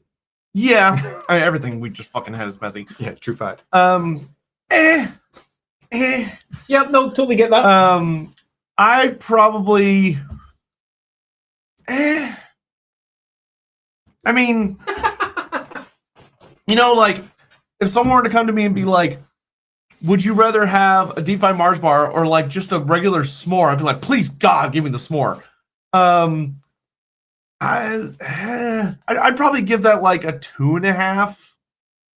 Like, if someone was like, have you had it? Yeah. Would you recommend trying it? No! Not really, but if you want to for the novelty, I guess, or if you just really fucking like Mars bars, but no, not really. No, that's fine.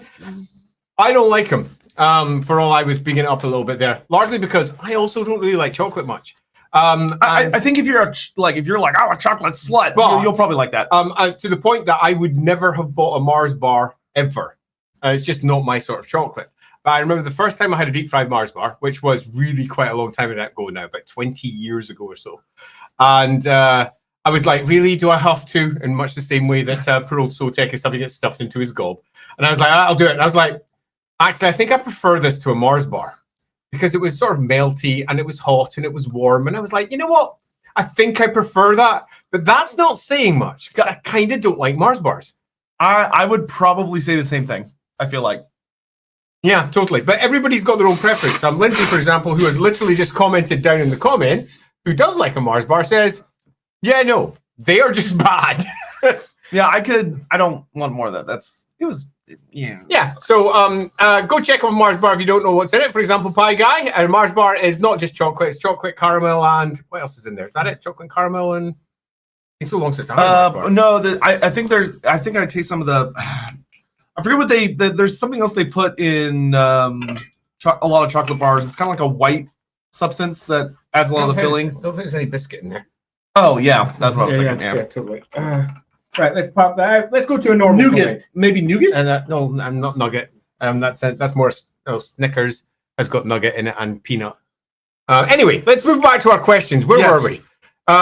Let's wonder, has Sotek had authentic haggis yet? And what cultures in the Warhammer world eat haggis? And most disgusting dishes by faction episode would be fun. That would be fun. It would be super fun, but we probably have to make it up because they're not really, detailed. Yeah, no, we'd have to bullshit our way through orcs that. eat people and shit like that. So most likely it would be some sort of Albionese recipe if people were running to type. Very possibly they'd slap it into the most Scottish of the Empire peoples, as is often the case. The Empire is nothing more than a reflection of the UK anyway, even though it's Germany, which would mean the most likely option would be somewhere like Nordland. Yeah. Yeah. That could make a fun one of those like stupid Wednesday tier list stream type things. Yeah, it certainly could. Moving off. Holy Artist. Oh, the lore in the room just great with you two in one room. Okay. To give an idea what the last 4 days has been like, it flip-flops between really cool lore discussions and really intense bitching about various GW decisions, back to lore discussion, back to lots of angry... Have you seen this? Yeah, back to lots of angry bitching. It's a lot of that. Yeah, and discussing anything new that may have hit the internet, can't help ourselves because, you just can't. Hey, Draymond, planning to have something like Sartosa in my world. Good choice. Have you both ever played there? If so, any of your experiences I could use as venture hooks. I have never, and this is a rare thing for me to say, played a game in Sartosa. And that seems crazy to me. Well, that is crazy to me. Sartosa got a little bit of extra detail back in the Warhammer Fantasy Roleplay Companion in 2nd edition. Not a great deal. There's a little bit there. It's got a big volcano. Pirates are. And you've got more over in 5th edition, Dogs of War as well, with a little bit of mention there too. But beyond that, Sartosa... food. What more could there be? What's next? Right, so I took pity on Sotek and made him the most traditional of all the Scottish vegetables. Neeps. Neeps? Turnip. Oh. Swede. Turnip. Swede. Turnip. Swede. Are y'all going to come to a consensus, or is it just... Swede. Oh, I feel bad you made so much of it. No, it's it came in a packet, so... It came in a Oh, okay. Yeah, just give me... Oh, it's like Kind of like It's a rutabaga, is what it is. it's kind of like there's something really close to this back home. I'm really struggling to put my finger on it. So, traditionally here in Scotland, This is what we neeps have with haggis is served with haggis really? and potato. and potato. So, But I haggis, neeps, figured and you'd had tatties. mashed potato in your So, life before. haggis, neeps, what he's eating right now, and tatties, which is potato. Haggis, potato, and turnip. Yeah, it's like Like somebody a mashed turnip. It's like if somebody mashed or combined like a sweet potato with a carrot.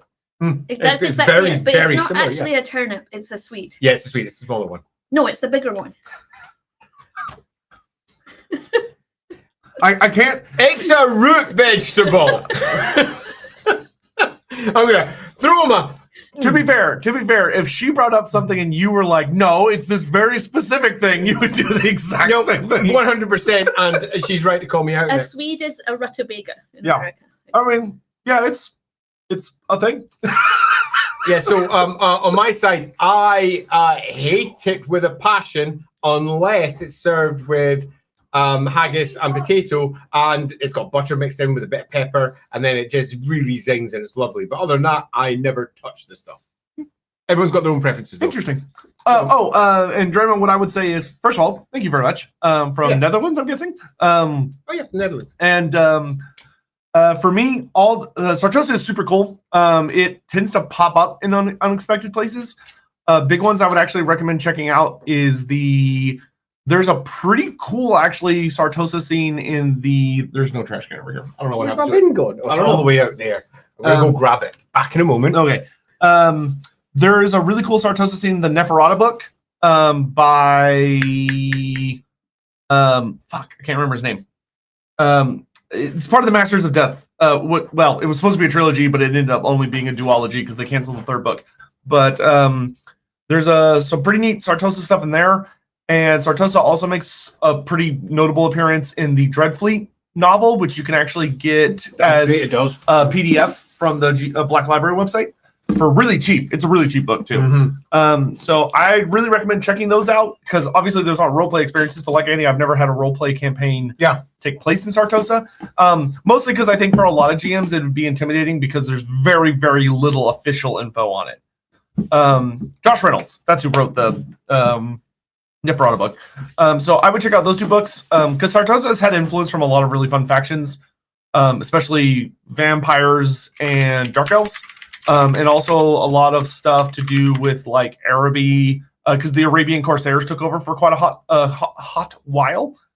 And the Barony of the Damned. Oh yeah, the Wolf-Up Companion. Yeah, definitely has quite a bit, if memory serves. Yeah, I'm just double checking just to make sure that my memory's not broken on it because I've not looked at that. I believe you're correct. Even though I was, because it's very ocean facing. That points. Oh, for goodness sake. Sartosa, fun. Never been there. Go figure. Right, here we go. This is the one because I remember Andrew Kendrick was writing one. Sartosa, there it is. There's about 10 pages in Sartosa in the Warhammer Fantasy Roleplay companion for 2nd edition, written by Andrew Kendrick. So you've got some material, but it's not a great deal. And as I recall, he wrote it relatively small, and some of the other sources make it a bit bigger and a bit more Pirate Island, yay! So slightly different version, but worth having a little look at. Yep. Laughing God. Here's a question or potential stream idea. What is parenting / child rearing like for various factions of the Warhammer world, and how does it shape their society? That's a great question. I think it's a brilliant one, Laughing God, because Games Workshop is renowned for focusing on one thing, and it makes sense, and that's war. And kids are rarely a good topic to mix in with war because it often means child slaughter. And that does not make for a very good investor call. While you're speaking. Hey, investors, our new game's come out, and it's all about killing children. I'm pretty sure that's not going to go down very well. So you tend to find that the child aspect of it, much like in many computer games, whenever you've got the wanton capability to slay everything, they often go, and let's not put the kids in there, because there's going to be some players out there who just murder children because they're weird, and they wander around doing exactly that. Warhammer's somewhat similar. Kids only happen in an almost safe environment or when they're not really kids because they're mutants, for example. So they're used as a watchword for a variety of other ills the Warhammer world may face. So does this get covered? Very, very rarely. But should it be? Definitely, because there's a few questions here. If we are looking to world build in a fashion that presents each of the different species as unique and different, surely that means that they don't all act like humans. They don't all get reared like humans. They all have their own unique processes. And as a single example, in the LAWhammer version, so that's not the real world version, but in the LAWhammer version, my elves, when they're born, not long after, they're moving around like deer. Oh, okay, they're up and at them at a very young age because they are not human. They don't work like human. They don't think like humans. They just deal with life in a completely different way. And part of our elves is that they can skipper around like little bastards almost from the point when they're born. So they're a bit shaky to begin with, and give them a few days later and they're gambling around doing whatever it is that baby elves do. But that's LAWhammer. And the reason I did that was because I wasn't in a position where I could actually tackle it. But I think it needs to be tackled for Warhammer. What happens at each stage? Now, some of the novels sort of cover this by popping up and saying, oh, there's a baby here. And they almost always go, it's just a human. Oh, there's a human with pointy ears. That's the elf baby. And they do nothing else with it. Because the most common trope of most writers is to just go, all of the other species are just human with a tweak. For example, humans with pointy ears, or humans with broad bodies, or humans that are short. That's rubbish, particularly because when you actually look at how the species are then characterized when they're older, their societies, how they work, they're all really very different and quite alien in their own ways. We should re-examine it and go right back to the beginning and say, what makes a dwarf, a halfling a halfling? How are things different? Yeah, I do think this would make for a good stream, especially because I will give them credit of the players' hand guides have attempted to tackle this, where they do actually, well, they talk about it. Yeah. Like they do talk about it, Mm-hmm. where they give ideas, or well, they state like this is what happens when a dwarf is like, this is what their childhood is like, yada. So it's something that we could definitely talk about. And I meant more the baby side. oh yeah, no, babies. They gloss over the baby. Yeah, gloss over babies. They do childhood, but babies, yeah. But that is definitely something we could talk about. Yep. Hey, the Kalentire. How does the Halfling Underground plan to poison the Altdorf elite during the inevitable uprising? Wrong answers only, please. They'll feed them haggis. It's appropriate for what we've been doing so far. How would plan the Altdorf elite? So first question, have you read Drachenfels? Because Drachenfels is a really good beginning for this. In the novel Drachenfels, who is the big bad, the big D, that pops along, and yes, I said that. Drachenfels has an entire plot that revolves around this idea. So rather than necessarily answering it per se, I'll say go check out Drachenfels, gets nicely covered in there. Yep. The way I would do it is, if you wanted to be really, this goes on a wrong answer only, but it actually ties into history, is the Halflings convince the Altdorfers that like some Nurgle cultist was some great hero from the Hekara that they brought back, and they've ground him up into a little powder because real rich people were fucking weird and they did cannibalism all the time.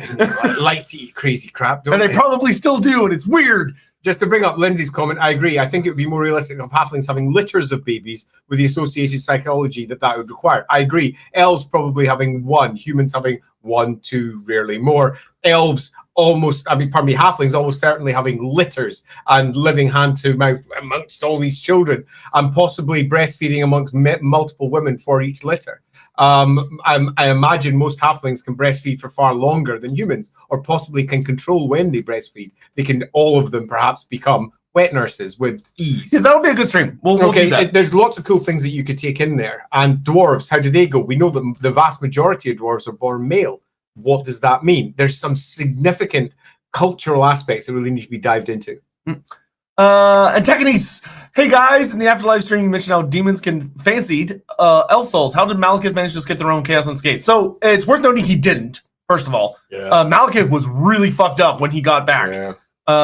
Like he was not just spiritually messed up, emotionally messed up. His body was really messed up. Morathi, whatever, took months to nurse him back to health with all of her power and knowledge, which she has a lot of. Like when it comes to rejuvenation, there's barely anybody better. and it still took her a really long time to put him back together again. So what I would say is that his armor played a really key role in that it is so heavily designed to keep him together. In that, if outside of it, he's a burnt, shambling thing without skin. But we got more coming. This is our second last thing. Our second last thing is arriving. Oh, what's the second last thing going to be? Oh, I don't know. Should I make it just for this? I don't know. You But choose. we Which had one's it this going to be? before, so this can be second last. Okay, cool. So the second last thing. Oh, Shortbread. a nice piece of I shortbread. like that best. Maybe that should be last. No, we'll see. I don't know, but I we'll do- find it. A nice bit of shortbread. Okay, so shortbread is just a classic British biscuit, as we refer to them over here. A cookie, for those of you who are Americans. Delicious. And it's smooth, and it's buttery, and it's sweet. Delicious. No notes. Yeah, You need to ratings for white pudding, Mars bar, and neeps. I think we already did. I did those. White You pudding. did white pudding on Mars, Mars bar. bar. Yeah. Did you rate the Did you neeps? rate? I don't think you rated no, the I neeps didn't. with a number. Probably like 3 out of 5. Like as far as vegetable goes, it's pretty Yeah. decent. It was pretty inoffensive. Like right? if you gave me like a nice like grilled chicken breast and had that as the vegetable, I'd eat all of it. Yeah. Fine. Yeah, totally. So my opinion of shortbread is, 5 out of 5. Delicious. even though It's this amazing, is isn't it? 100% New Year food to me, in that every New Yeah, Year at it's true. Hogmanay, it's what we call New Year's Eve here in Scotland, Hogmanay, where everyone would be serving shortbread everywhere. And I love it. I couldn't have a lot of it, but like just like a nice half one of those. I can't delicious. have a lot of it because of the gluten, but I'm still gonna have a bit. I can't have a lot of it, and I used to eat loads of it. Yeah, you really shouldn't have too much. I definitely am not diabetic. We're all eating bits of shortbread. I feel like the last thing's gonna be a real letdown now. Well, that's just how it goes. So shortbread for you is an easy A 5. 5 out of 5. Five. Shortbread for me, fucking 5 out of 5, no doubt. It's Well- one of those, unlike the other ones where I would have it at New Year, resent it, eat a few bits, kind of hate it, and in time came to like it. Shortbread I've always I'll give loved. you the last thing now, plus a bit of shortbread to, What's that? to Oh, wipe the taste Dear, away. a macaroon. So this is macaroon. Traditionally, this is actually made with mashed potato, although this one isn't. That doesn't It look isn't? like. Yeah. It doesn't look like Really? the macaroons my Yeah, friends not back home like so much. macaron, Not No, macaron. A Um, macaroon. a It's macaroon. different. Which is really quite different. Is that coconut? It's coconut. Yeah. Oh dear. No, like coconut? Oh no. Oh no, this is going to go down This is badly. like 0. Zero. But I've got a smaller bit here. Yeah, I'll just take a little. With toasted coconut on the I outside really edge. dislike this, by the way. Chocolate covering, a dense potato based Except this isn't fondant on potato, the it's inside. literally just water and sugar. Is it? Yeah, basically. Well, why would they do that and make it wrong? I thought we got a proper one. So trying to eat wood chips. Yeah, macaron. No, it's not a macaron because a macaron's made with almond flour and is delicious. It's delicious. This is a macaroon. Two Yeah, O's. Macarons are like. Disgusting. Wait, Yeah, the little French. They're like little. Little cakes, almond exactly. cakes. You Little know. almond But cakes. there you go. You can I was have gonna your say my- shortbread too. Yeah, there you go. Take the taste away with the shortbread. Ugh. I mean, the taste is okay. yeah, it is okay. Like the chocolate or whatever the sugar is doing a lot of the heavy lifting. The coconut's actually agree. relatively subtle. It is. The texture just sucks. It really feels like I'm eating wood chips. Yeah, particularly with the toast, because it's all the coconut chips on the outside are toasted, and it gives you this sort of like wood chip. I feel like I'd texture. be chewing those for Yeah. 1,000 years. So this is super traditional Scottish like sweet treat, and I've always hated this. There is no part of me that ever really liked a macaroon. And they always got foisted off of me whenever I went to other people's parents and like, oh, would you like a macaroon? Kids love macaroons. And I'd be like, yeah, thanks.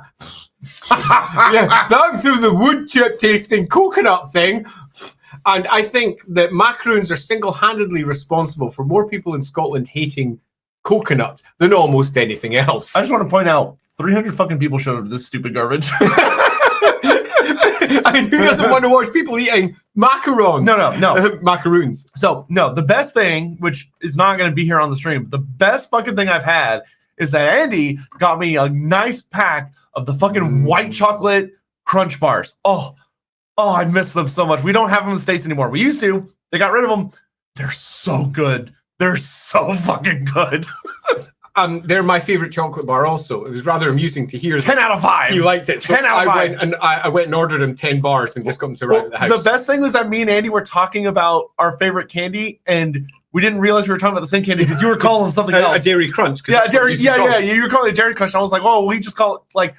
I don't know about that, but like we have like crunch bars. You're like, no, dairy crunch. It was the same thing. Yeah. And then they showed up, and I was like, oh my god, it's crunch bars. Oh, they're so good. Yeah. So let's get through our questions because we're kind of falling behind here. Yeah. A little bit. So how did he, so I've got one thing to say in this one. It's super easy. How do you escape on saves? Because every freaking wizard could do it in the edition when that became a story because the escape card was common. And escaping using the escape card, every wizard did frequently, and it popped up during the 4th edition into 5th edition as a common trope. And Malekith doing it in the great battle where Finuval Plain, wasn't it? Yeah. And the Battle of Finuval Plain was nothing more than a demonstration of how the escape card works during play. And they added story to it. And that story adapted down through the editions and become a bit stronger here, a bit weaker there. But this is something that is not that uncommon in the Warhammer world, in that wizards do strange things sometimes. It would not be surprising if Teclis was near death that he winks out to try and get himself out. I think 8th edition did a really good job with it of basically blaming the problem that he ran into was more that Nakari was waiting for him. Because he had just imprisoned Nakari and like pissed Nakari off, and then Nakari got killed by Tyrion and Teclis. So when Malekith ports in, Nakari's just there.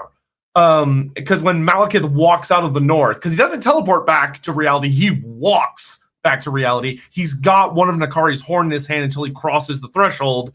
And like they find him, he's really messed up. But so yeah, he fought, and frankly, he's a badass. Like he's just the go. A last bit. These are harder to get hold of. I mean, in America. Supposedly, I swear, like I see these at the gas station. I don't think they're allowed to have the toys in them. I think is the thing. Yeah, they're not a Kinder Surprise. They're just a Kinder Egg. Yeah, so like the edible parts we have, it's the part that's in it that's not. We are ending with. I thought I was providing you with like top-notch contraband. The rather infamous. It is green top contraband in the US. I can hear something Surprise, in it. Which.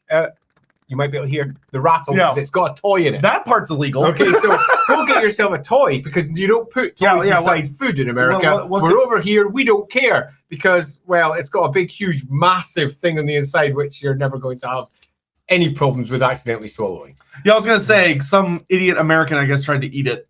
Yeah, probably. Just like tried to buy Or it was just the fear that they'd do it. You know how these things are. Actual chocolate, I don't dislike. It's got white chocolate on the inside. That's good. Yeah, it's good, isn't it? Yeah. It's really good chocolate. At least the UK version is, I presume, the same as the case elsewhere. They're just really nice chocolate in the Kinder Surprise. I don't like chocolate either. And then you'll have a little thing that'll pop over. You can start squeeze it and pop the top off. You just squeeze it? Oh, it's easier with 2 hands. Oh. Yeah, you see it. And you get a little toy inside. I used to love them. You put you put them together. Yeah, you put and the little toys sometimes together. they've got stickers, like transfers that you get on a little squirrel. model. You got yourself a little squirrel. The Yay! ones with the stickers were the best. They were. I liked the little toy cars when I was a kid. Did you? Yeah. I like anyone as long it's like as a little GW mini, but that's actually a higher quality little miniature than I thought. And you never know what you're going to get because every single Kinder Surprise is different. We got ourselves a little squiggle, which is quite appropriate because there's squirrels in our garden. So it's like your own little Kinder Surprise of coming to our garden in our house. Very nice. Except, contraband. Yeah. You want a piece? I can't. All right. Not allowed to eat it. You want a piece? Yeah. Yeah. You can take what's left if you'd like. Thank you. As Lindsay burst through reality there. Give me reality! So that was fun. So where are we now? Completely lost track. We are here. Moving on to Creme Gelto. Oh, Creme Gelto. What's your image this time? Oh, cripes. After my embarrassment the other day, I moseyed over to the Dome with my bowl tam o' shanter, slammed some tatties, haggis, and neeps with a bottle of Bushmill. Quite right, too. And you're looking like you're doing the fine dining in your picture there with your bottle. I hate that guy, man. You're gonna go, Chris, celebrating a surprise day off from work. Very nice. And stream with some scotch. It's after 5 here. Question: you have to devote yourself to a Warhammer god. Which one? Oh, any god, not just a chaos god. Any god. It's really hard. That is hard. So we're probably looking for a god who is going to be not be a dick. I mean, which is surprisingly. Shalia's a pretty good shake. Yeah, she's quite nice. But you got to devote yourself, which means you're going to be going through the shit, healing other people's horrors. Fuck that. I still remember a warrior priestess of Shalia in my game. who was literally having queues up to her to resolve all of their various ailments when they came to town. And the rest of the party looking on going, I wouldn't like to be looking at what that's. And you're being, oh no, I don't want to touch that. So yeah, Shally has got some unexpected potential downsides. I think if your goal is to survive in the Warhammer world and lead a reasonable, healthy lifestyle, probably Myrmidia. Myrmidia is quite reasonable. Yeah, particularly if you're in the south. If you want to go more of an education route, maybe Madre, Verena. Yeah, Verena's not bad. Yeah, Verena's pretty solid. Nice and safe. Justice. There's that driving sense of justice. So if you want to be lazy in your ass, not necessarily. Hendrick's not bad either. If you're looking for Hendrick's a capitalist dick. Yeah, but I mean, if you want to survive or thrive. Yeah. Hendrick's not bad. Yeah, not bad. Oh, I know Lilith. Which one? Yeah. Oh, well, fucking hell. If I made a wrestling / martial arts based PC, which god would support my desire to powerbomb Sigvald through a table? I mean, wrestling. Korn. Well, yeah. Korn. Okay. When he says powerbomb though through a table, I mean there are some different interpretations. Yeah. I mean, wrestling as a martial art form, I think Myrmidia would probably be very pro wrestling. But like wrestling in more of like the Greek sense as opposed to the like arena, very over the top gladiator sense. I mean, Ulrich enjoys aggression. Korn. Yeah. I'm thinking with Korn. It's either Korn or Slanesh, and I know Rockabye Jukebox, that's not quite what you're looking for, but really it's the best answer. Hey, Andy! Someone with mainly Irish heritage with some British and German, what's the relationship between the Irish and Scottish like? Is it a brotherly love / hate relationship? You generally find that Scottish and Irish get on really, really, really well. The Irish got away from the English and the Scottish didn't, and we tend to bond over that. And I know that that's a hideous British Isles stereotype, but it's kind of true for many. The Irish and the Scottish get on really well, with the Irish on one side saying, we're definitely not British, and the Scottish on the other side saying, we are British. Which is funny because originally the British Isles were all the islands, including Ireland. So they are, strictly speaking, part of the British Isles, but they're definitely not British, because British is what people from the UK are called. So, yeah, we were in this weird sort of, not love-hate at all, it's mostly love-love. We love each other. They're great. They're our neighbours. They're the best. And they somehow got away. Yes, admittedly, they got their ports bombed during the end of Second World War as they went towards independence. And the British Navy literally bombed Dublin. Boom! And that wasn't so good, but that wasn't us. That was the frickin' English. Yeah, I will say, from an American perspective, you will get in trouble when you hear someone speaking Scottish or Irish and you don't know the difference, because it can sound similar in certain circumstances. Yeah. And you go, you're speaking, just don't guess. Just be, hey, what do you speak? Don't guess. If you guess, you get in trouble. I'm going to bring up Hobbit's comment because you're not necessarily wrong there. British Islands united by their dislike of the English. And it's a horrible stereotype, but it is sort of true for many. It's daft, really, because all of us share the same blood that has been sitting on these set of islands for a very long period of time. And the British Empire was all of us together. That's the English, the Irish, the Welsh, and the Scottish doing their thing. The Irish then separated and in many respects tried to go, British Empire wasn't us. Totally was.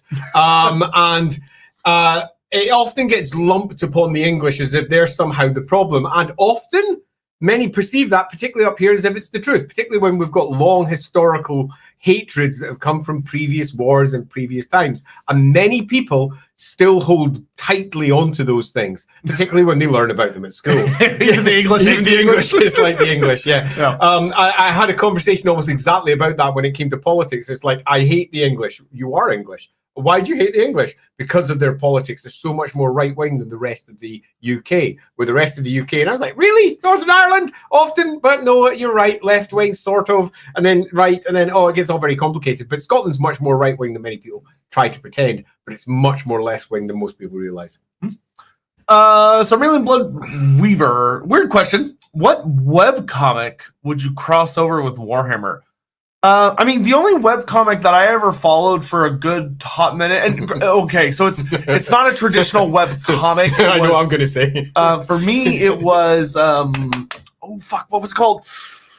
It's is it Bug? Fuck, what the fuck is it called? I just had it. It's the one where the main girl controls insects. Someone will know in chat. It was really big. Well, while you're doing that, I'm going to bring up It wasn't a webcomic technically. Just to make sure we covered this and said it, just not to offend. Was it the Irish people, or were they colonized? I think it was an Irish person would take an exception to saying the empire was them. You're right, in the same way that many Scottish Worm. Thank you. There we go. Many Scottish people do the same and say it's not us, we were colonized. And you know what? For many, that's true, but for many, it isn't, because they were right there at the top of government as well. Yeah, it's been forever since I've read Worm, but a lot of the concepts that come up in Worm are baller. I'm going to go for the most definite raw sexual power that came up in LAWhammer and go with Oglaf. That's okay. That's funny. I'm sticking with it and not moving. Where were we? I've lost it. I got it. We're on Heart Attack by any chance? No, we're one above it. How hard is it to invent a new lore like Lord of the Undead? Also, did Sotek Channels enter fanboy and ask Andy for his signature yet? I know I would. Did I? Mayhaps. Yes. I would like to confirm or deny, but my hand is sore. Yeah, I did. I mean, yeah. You can make up your own reasons why. Yeah, from signing. I did have both Andy and Lizzie sign my starter set and my core book because they wrote it. So, is inventing a new lore like the Lore of Undead hard? Yes, it is hard as balls, generally speaking, because when you're moving into new territory like that, you're branching into new unexplored territory, the potential that you will misstep and that misstep will kill you is very, very high. To do something like that, generally speaking, you not only need a lot of knowledge, you need tutors because you need to master other forms of magic so that you have a good basis.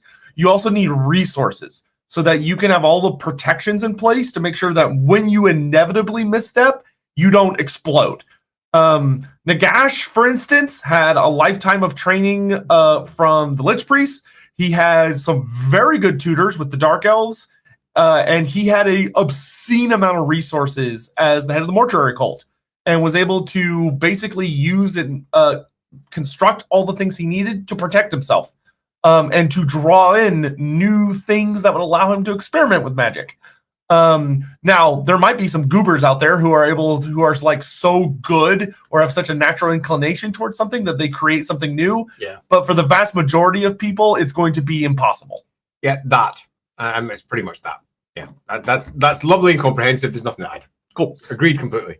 Please don't give Sotek a hard time. Guys, they're just bites, okay? Chill the fuck out. I ate far more than Sotek did. Because quite a few things one of my favorites. Plus, we've been doing a lot of walking. We've got a great amount of walking. Yeah, we went up to the castle yesterday. Yeah, it was good. Which got I will say that whole day was super duper fun. Starting it with that like 5 fucking flights of stone stairs. Fucking bullshit. Edinburgh is a city of hills. Well, it's almost a town of hills, but whatever. A city of hills, and there is a lot of up and down. Yeah, I mean, once I was up there, I was warmed up. I was good, but that initial climb was like, fuck me. Funny. Necromancer Cobalt, howdy y'all. What are y'all's fondest childhood snacks? Also, what meals did you enjoy during lunchtime working for Games Workshop? Andy, the wife can answer too if they like. Lindsay happens to be passing by. I mean, she's in the chat, so I'm sure Lindsay might. Assuming she's still there, yeah. Yeah. Favorite fondest childhood snack. So when I think snack, I don't generally think something that's like homemade. I think like something that's kind of like store-bought. For me, my biggest go-to growing up. So I wouldn't count that as a snack. Probably Swiss cake rolls. Mrs. Baird's Swiss cake rolls.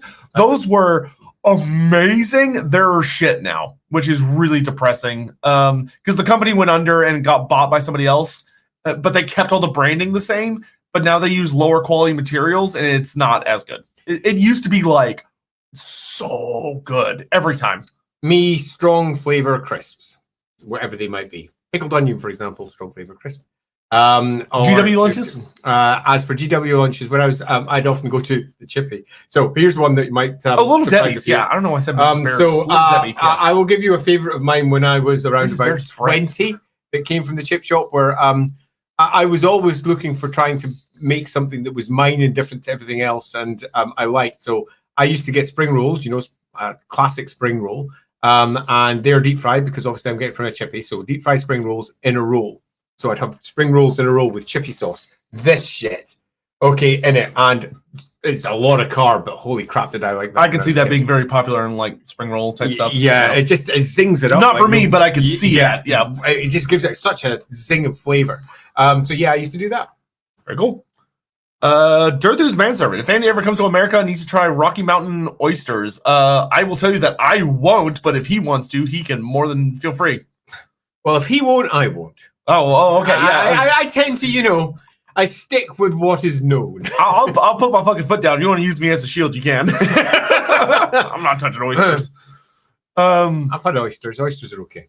My grandmother, who is Cherokee, Choctaw, and Scottish descent, nice mix. would make corned beef and cabbage and soda bread every St. Patrick's Day. My family does this to this day, but is that something that also happens in mainland Scotland, or is that an Irish thing? It's Irish.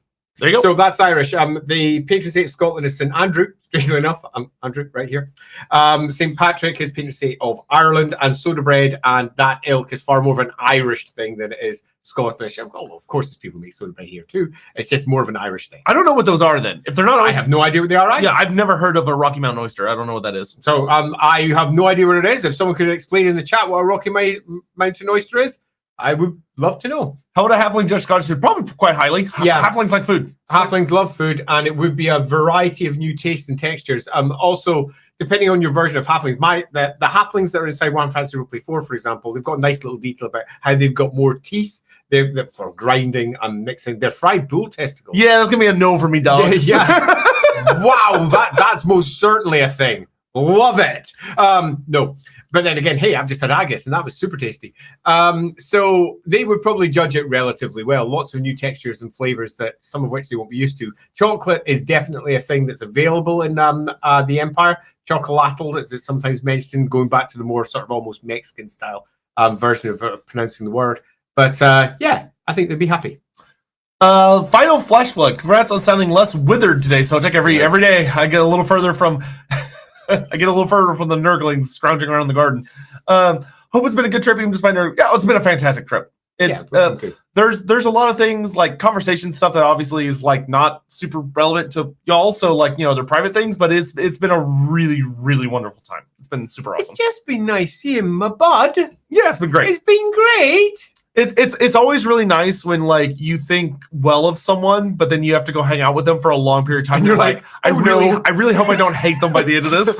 What have I done? Let them in our house for so long. Why? Probably the most unfortunate but very funny realization is going, you do that? Oh, I do that. You do that? Oh, I do that. You do that? Oh no, I do that. Yeah. It's good when the neurodivergences converge. And he goes, oh yeah, no wonder we get along. It's unfortunate.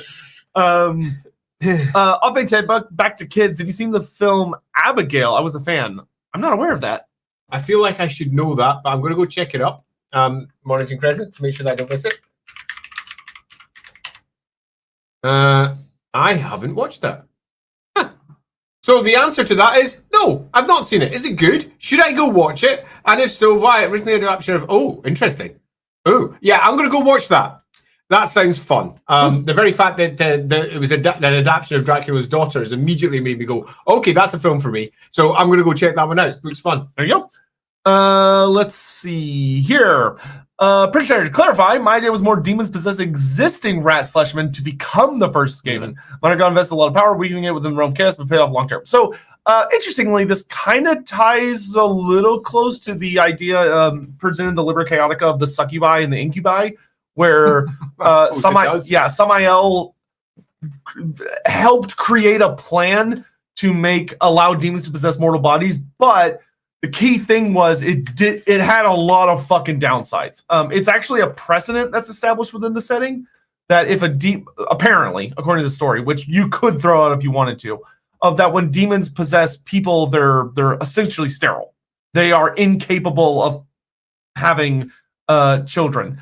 So, which to me makes sense because demons can't really replace a person. Like if a demon possesses a body and manages to keep it, it's still not a normal functioning person.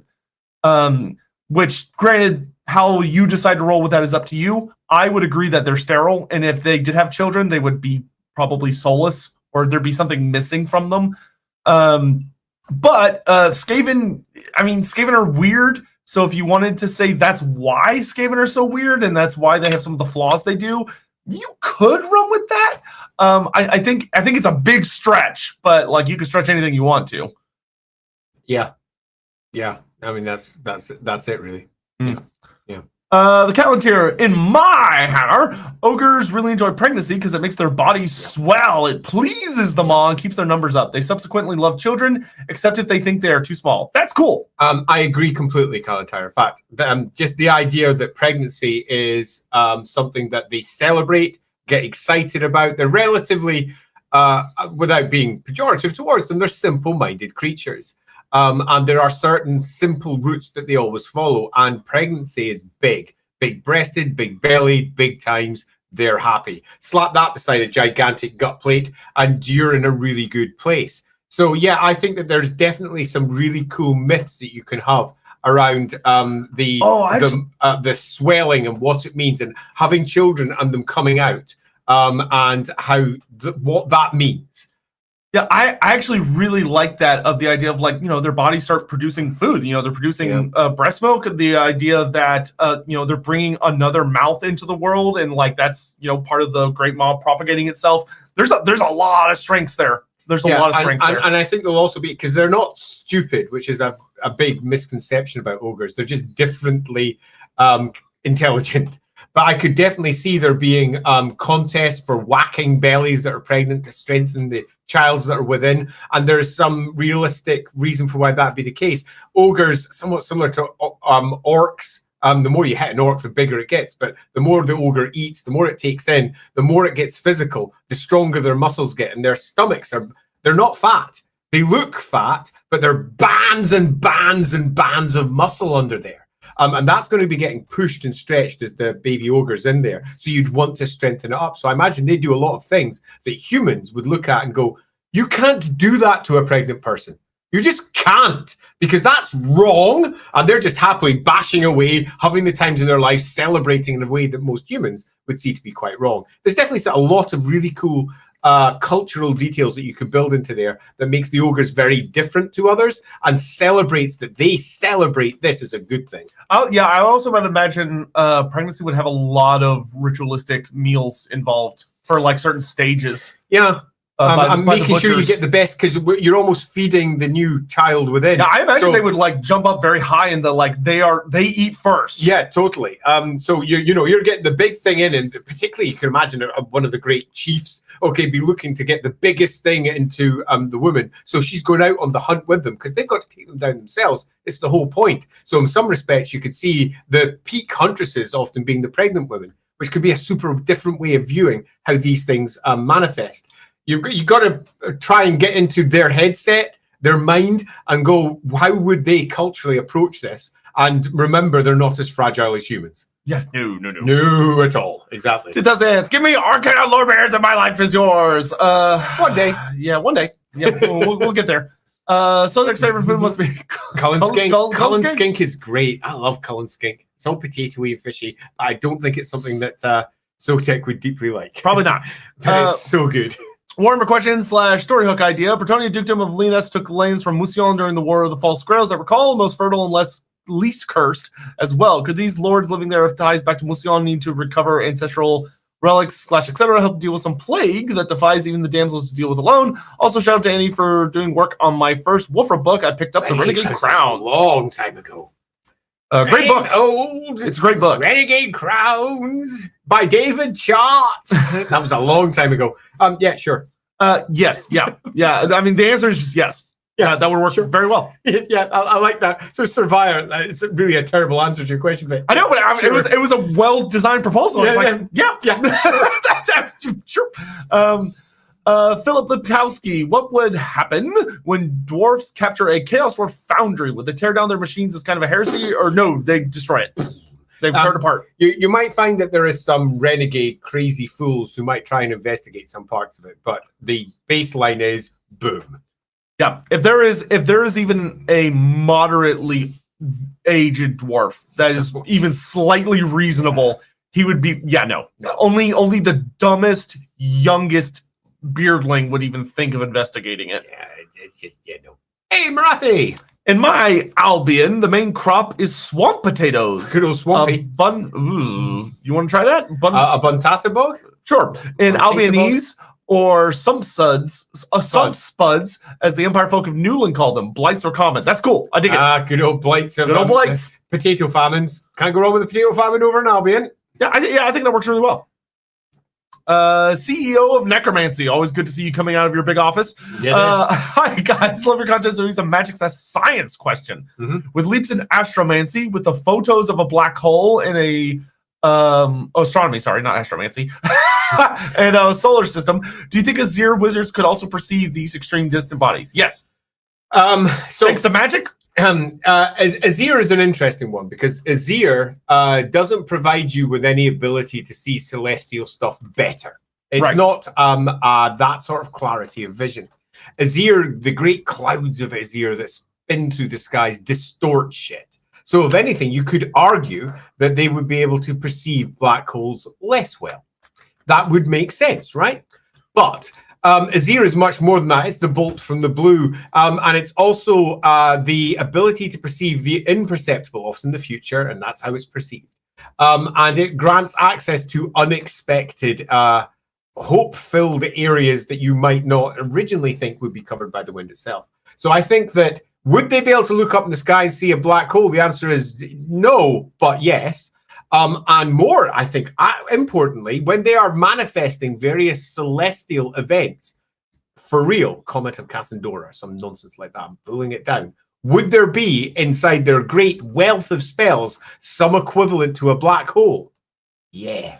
Yeah, I would also add, though, that I think they would have magic lenses that would be capable of perceiving some bullshit. Like, absolute bullshit. Yeah, but black holes can't be perceived as we currently understand them. Yeah, because we have to follow the rules. Yeah. They don't. Yeah. But I'm looking to see what they'd be looking to see. Actually, I don't think a human wizard could, but I bet an elf. I mean, I'll give an example. Could. They can't see Obscura, the 10th planet. Oh, yeah. But they don't know where Obscura is. The Celestial College have long guessed that Obscura exists, but they've never seen it.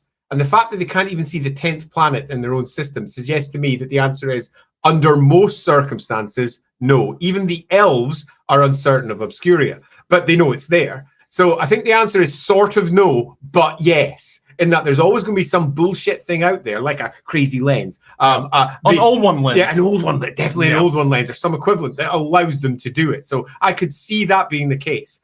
And it's probably almost certainly going to be the Celestial College that's most likely to have that. Other colleges can make arguments, but Celestial, they're way up there. Celestial, after all, being the Sky College in many respects. Calentary, I really want to make a PC that uses Archimancy. Fosric. Fosric is super cool. It's actually not that hard to use his form of magic. So now the big thing is you kind of have to, because I don't know if they ever specifically state which wind he was skilled with. I think he was a metal wizard.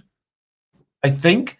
Can't remember. Yeah, happy to admit. Yeah, but anyway, so but what it is you're basically inscribing a material with magic to perform a function. It's kind of like creating a machine that it's going to probably be Azir if you think about it properly, particularly if you consider how the earth aspects of it is used and then movement. True. Something. I mean, Azir would actually probably make more sense. Yeah. Whether it is that or not, if you were going through, particularly when you take a look. Yeah, they're great. I think the Cathains do with it. Yeah, too. I think you could make arguments for like almost each of the winds to have their own way of doing it. Magical architecture is like a really well-established trope. Absolutely, particularly over the High Elves. Yeah. So if you wanted to make a PC that does that, you could. They would definitely want to study Fosric. And that would require you sitting down with your GM, going through Fosric's items, because Fosric's made some bullshit stuff. Like the folding fortress is so goofy, and that's before you get into like his flying fortress down in the Badlands and stuff. I would probably think about. I would start with what is it you're wanting to accomplish? Like, what kind of things are you wanting your wizard to be able to do? Like, are you wanting him to be able to build things? Is his goal, like, what elements of Fosric's magic is he going to be trying to replicate? Because something like creating a small structure or taking a structure that already exists and imbuing it with magical enchantments is relatively straightforward. Whereas, like, taking Fosric's ideas of crushing dimensional space to make something very big into something very, very small that he can fit in his pocket and then redeploying it turns into something very big again, that's really fucking insane shit. And you're probably, if you're looking for basically bending space and time, now you're moving into Amethyst Wind. Yeah. Which is quite a different style of wind. Build things that eventually make backdoors and path the old ones. And now you're moving. When you would have to be an elf, I think. Yeah. Now you're going to have to be an elf. You would have to be. Further on that, you're also going to have to be studying the geomantic web. So you're going to have to be. You're going to have to be a lore master. Yeah. Basically, you're now asking for some pretty high tier awareness, knowledge, skill, and capability, all of which require a lot more training than you're going to get anywhere possibly, other than maybe Cathay.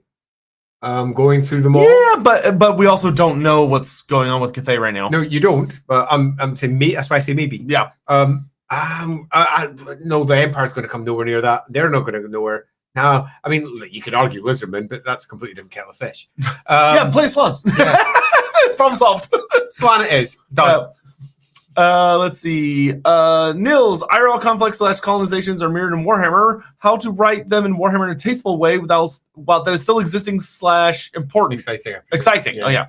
Like British in India, Elves in Ind, US in Vietnam, Naga in Koresh. So yes to all of that, and it is an interesting way of phrasing the question. So how to write them in Warhammer? And this is the way, tasteful. Often they don't, and I take that as is, and you can decide whether you think it's appropriate or not, where they will just effectively use strong historical references and then colonize like crazy and then portray them as the good guys, because that is culturally where the writers themselves have come from, not realizing the impact of what they've done on the local indigenous groups that they are attempting to portray with their stories.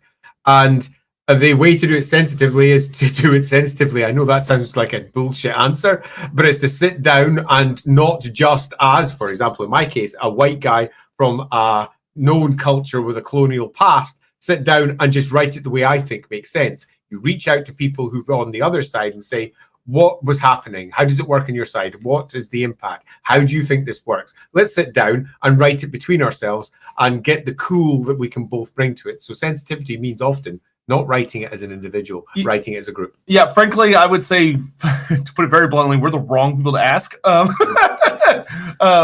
But yeah, I would rather talk to someone who grew up and has a history in places that suffered from it, as opposed to, we're the exploitees and not the exploiters. But that doesn't mean that the exploiters, and I really don't necessarily like putting myself there for all it's true, the exploiters shouldn't be part of the conversation in terms of creating. Because there's different angles to be taken. Take, for example, the Hinterlands of Koresh project that's been made for Total War that came popped on in Lorebeards to give us a beautiful... The fan project, to be very clear, the fan project. Fan project. It was an absolutely beautiful presentation showing everything that they were doing. And that was being made by people who came from those areas. And they had done a lot of research into everything that they thought made sense, and they figured how to incorporate that into Warhammer in the best way that they possibly could. And there was stuff in there I'd never heard of. There was stuff in there I had heard of. There was stuff in there I wouldn't have done the way they did.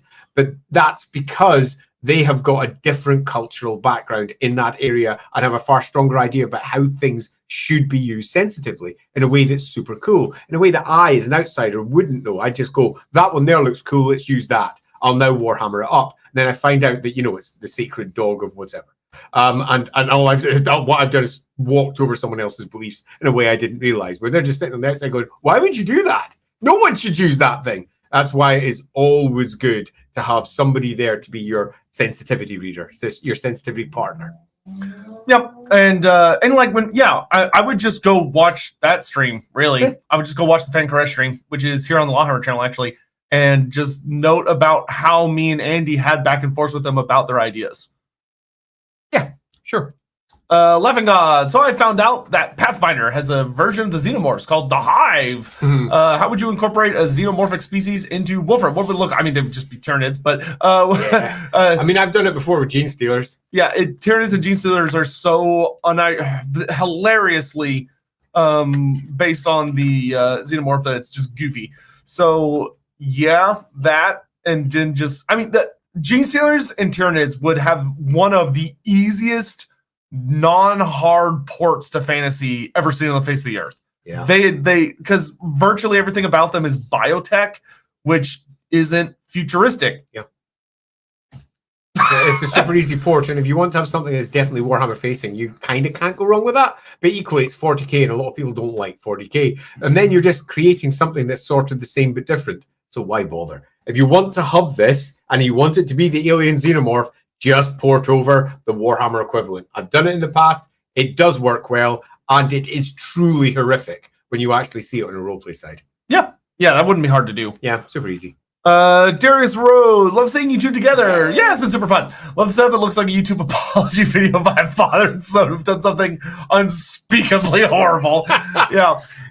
Hilarious. Yeah. Yep, Darius, you're not wrong. We have done something unspeakably horrible. We have eaten all the Scottish food.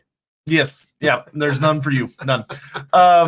Yeah. This has been an absolute blast. I don't think we've actually said this yet, but this is the last stream. It is. Yeah. Our last stream together. Well, not our last stream together ever. Well, yeah. Last stream in person for the foreseeable future. Yeah.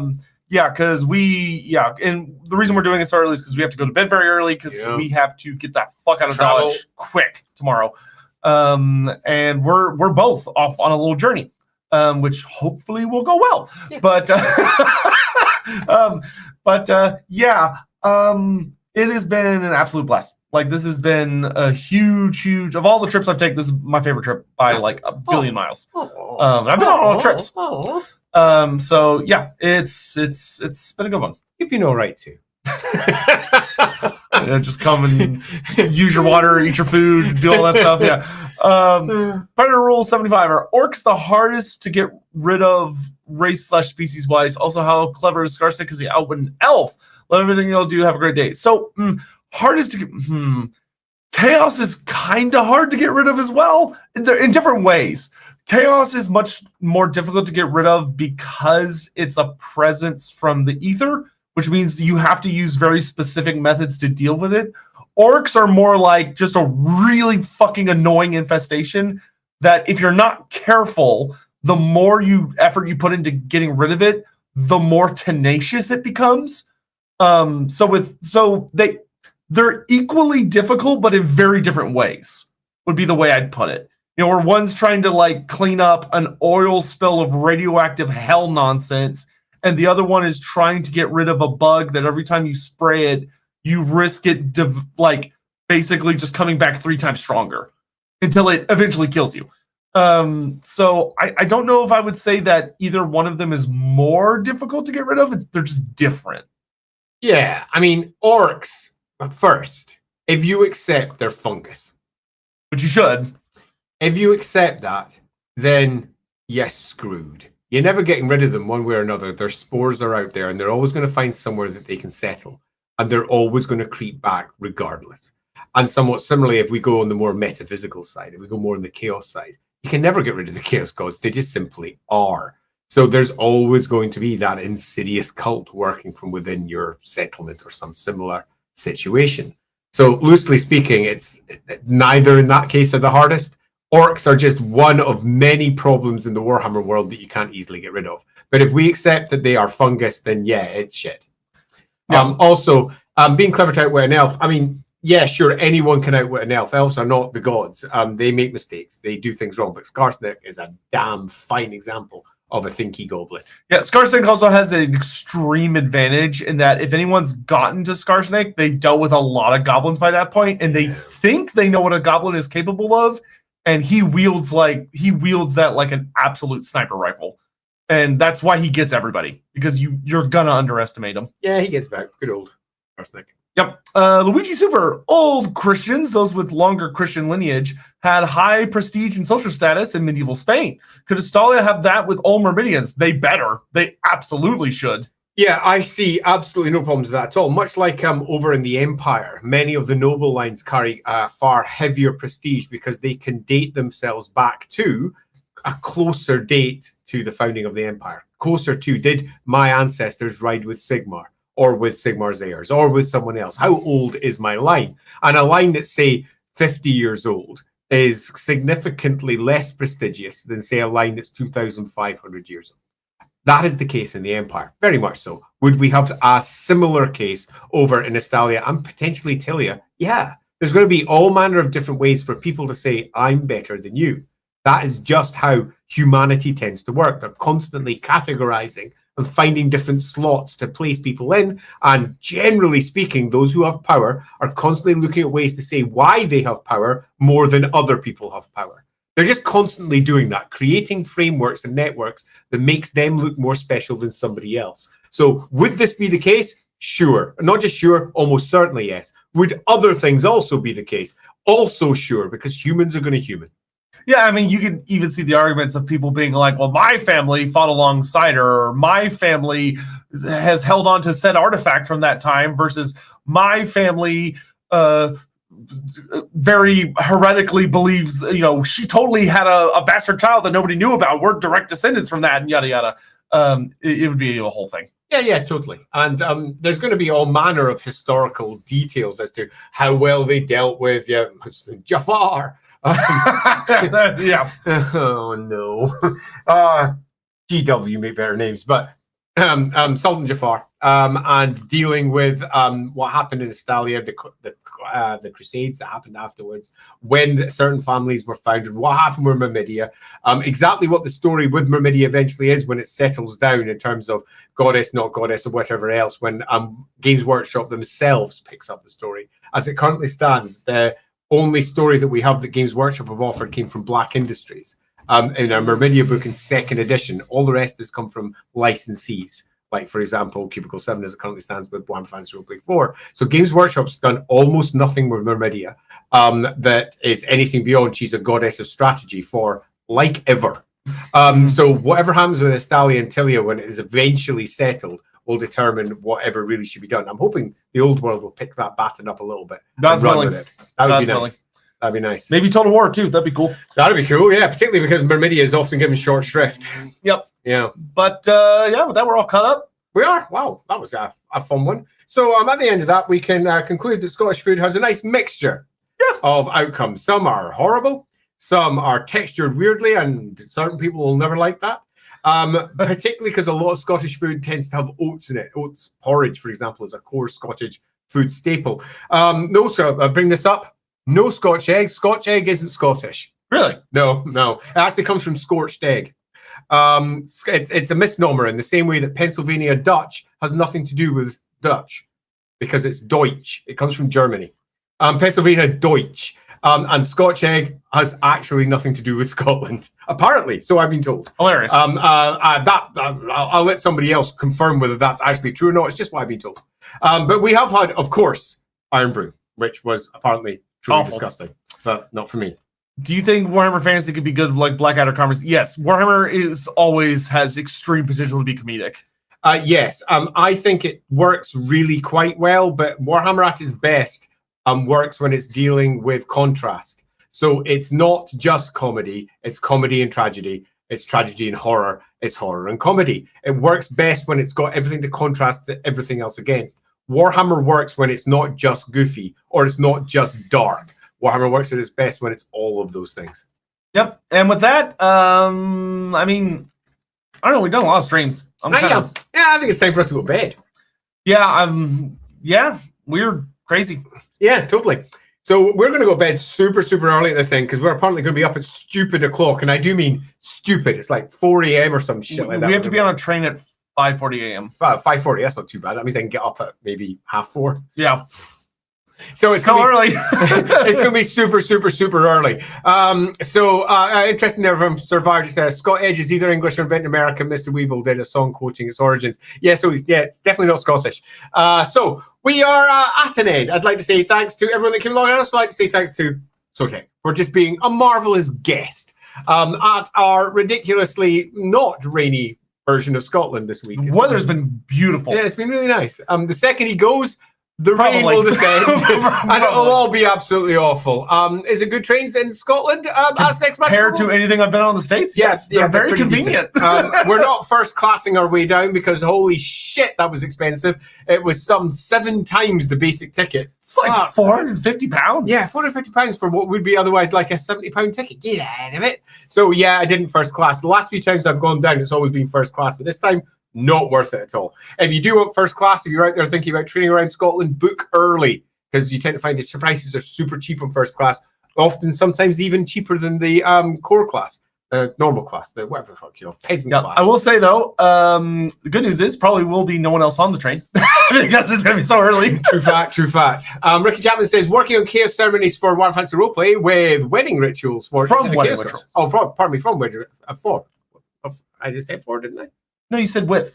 Oh, okay. Well, sure. I just make up words. One of the great joys of my brain. Each of the Chaos Gods do funeral rites. Any ceremonies you want to see for chaos ceremonies. You know what I think would be cool? Blooding.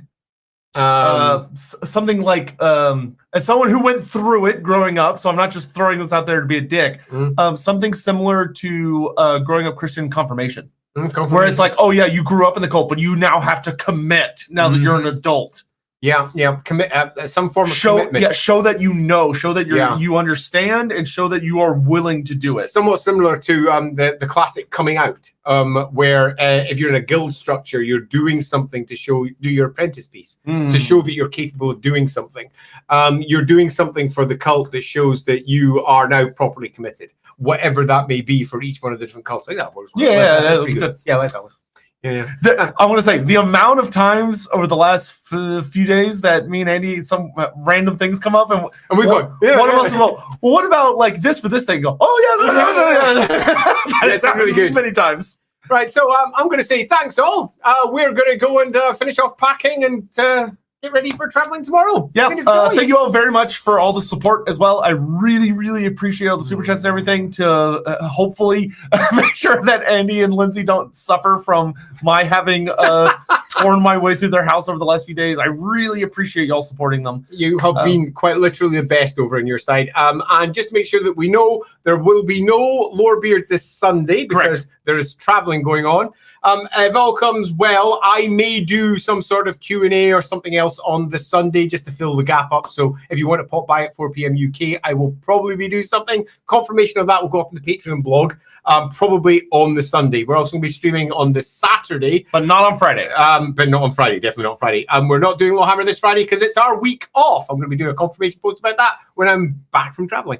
So cut a long story short, Saturday for Inside the Rookery, we're going to be chatting with Mark Gibbons, myself, Andy, and Lindsay probably. I don't know what the topic is. I won't know until I finish this stream. And Sunday, probably something on, and then we're back to normal things we do back home. I will be home in Texas by Texas time Tuesday. I leave here Monday. I arrive home Tuesday. We'll confirm if we do the Wednesday at that point because you never know. You never know. Yeah. But we'll probably almost certainly do the Sunday after, which will be Blood Dragons.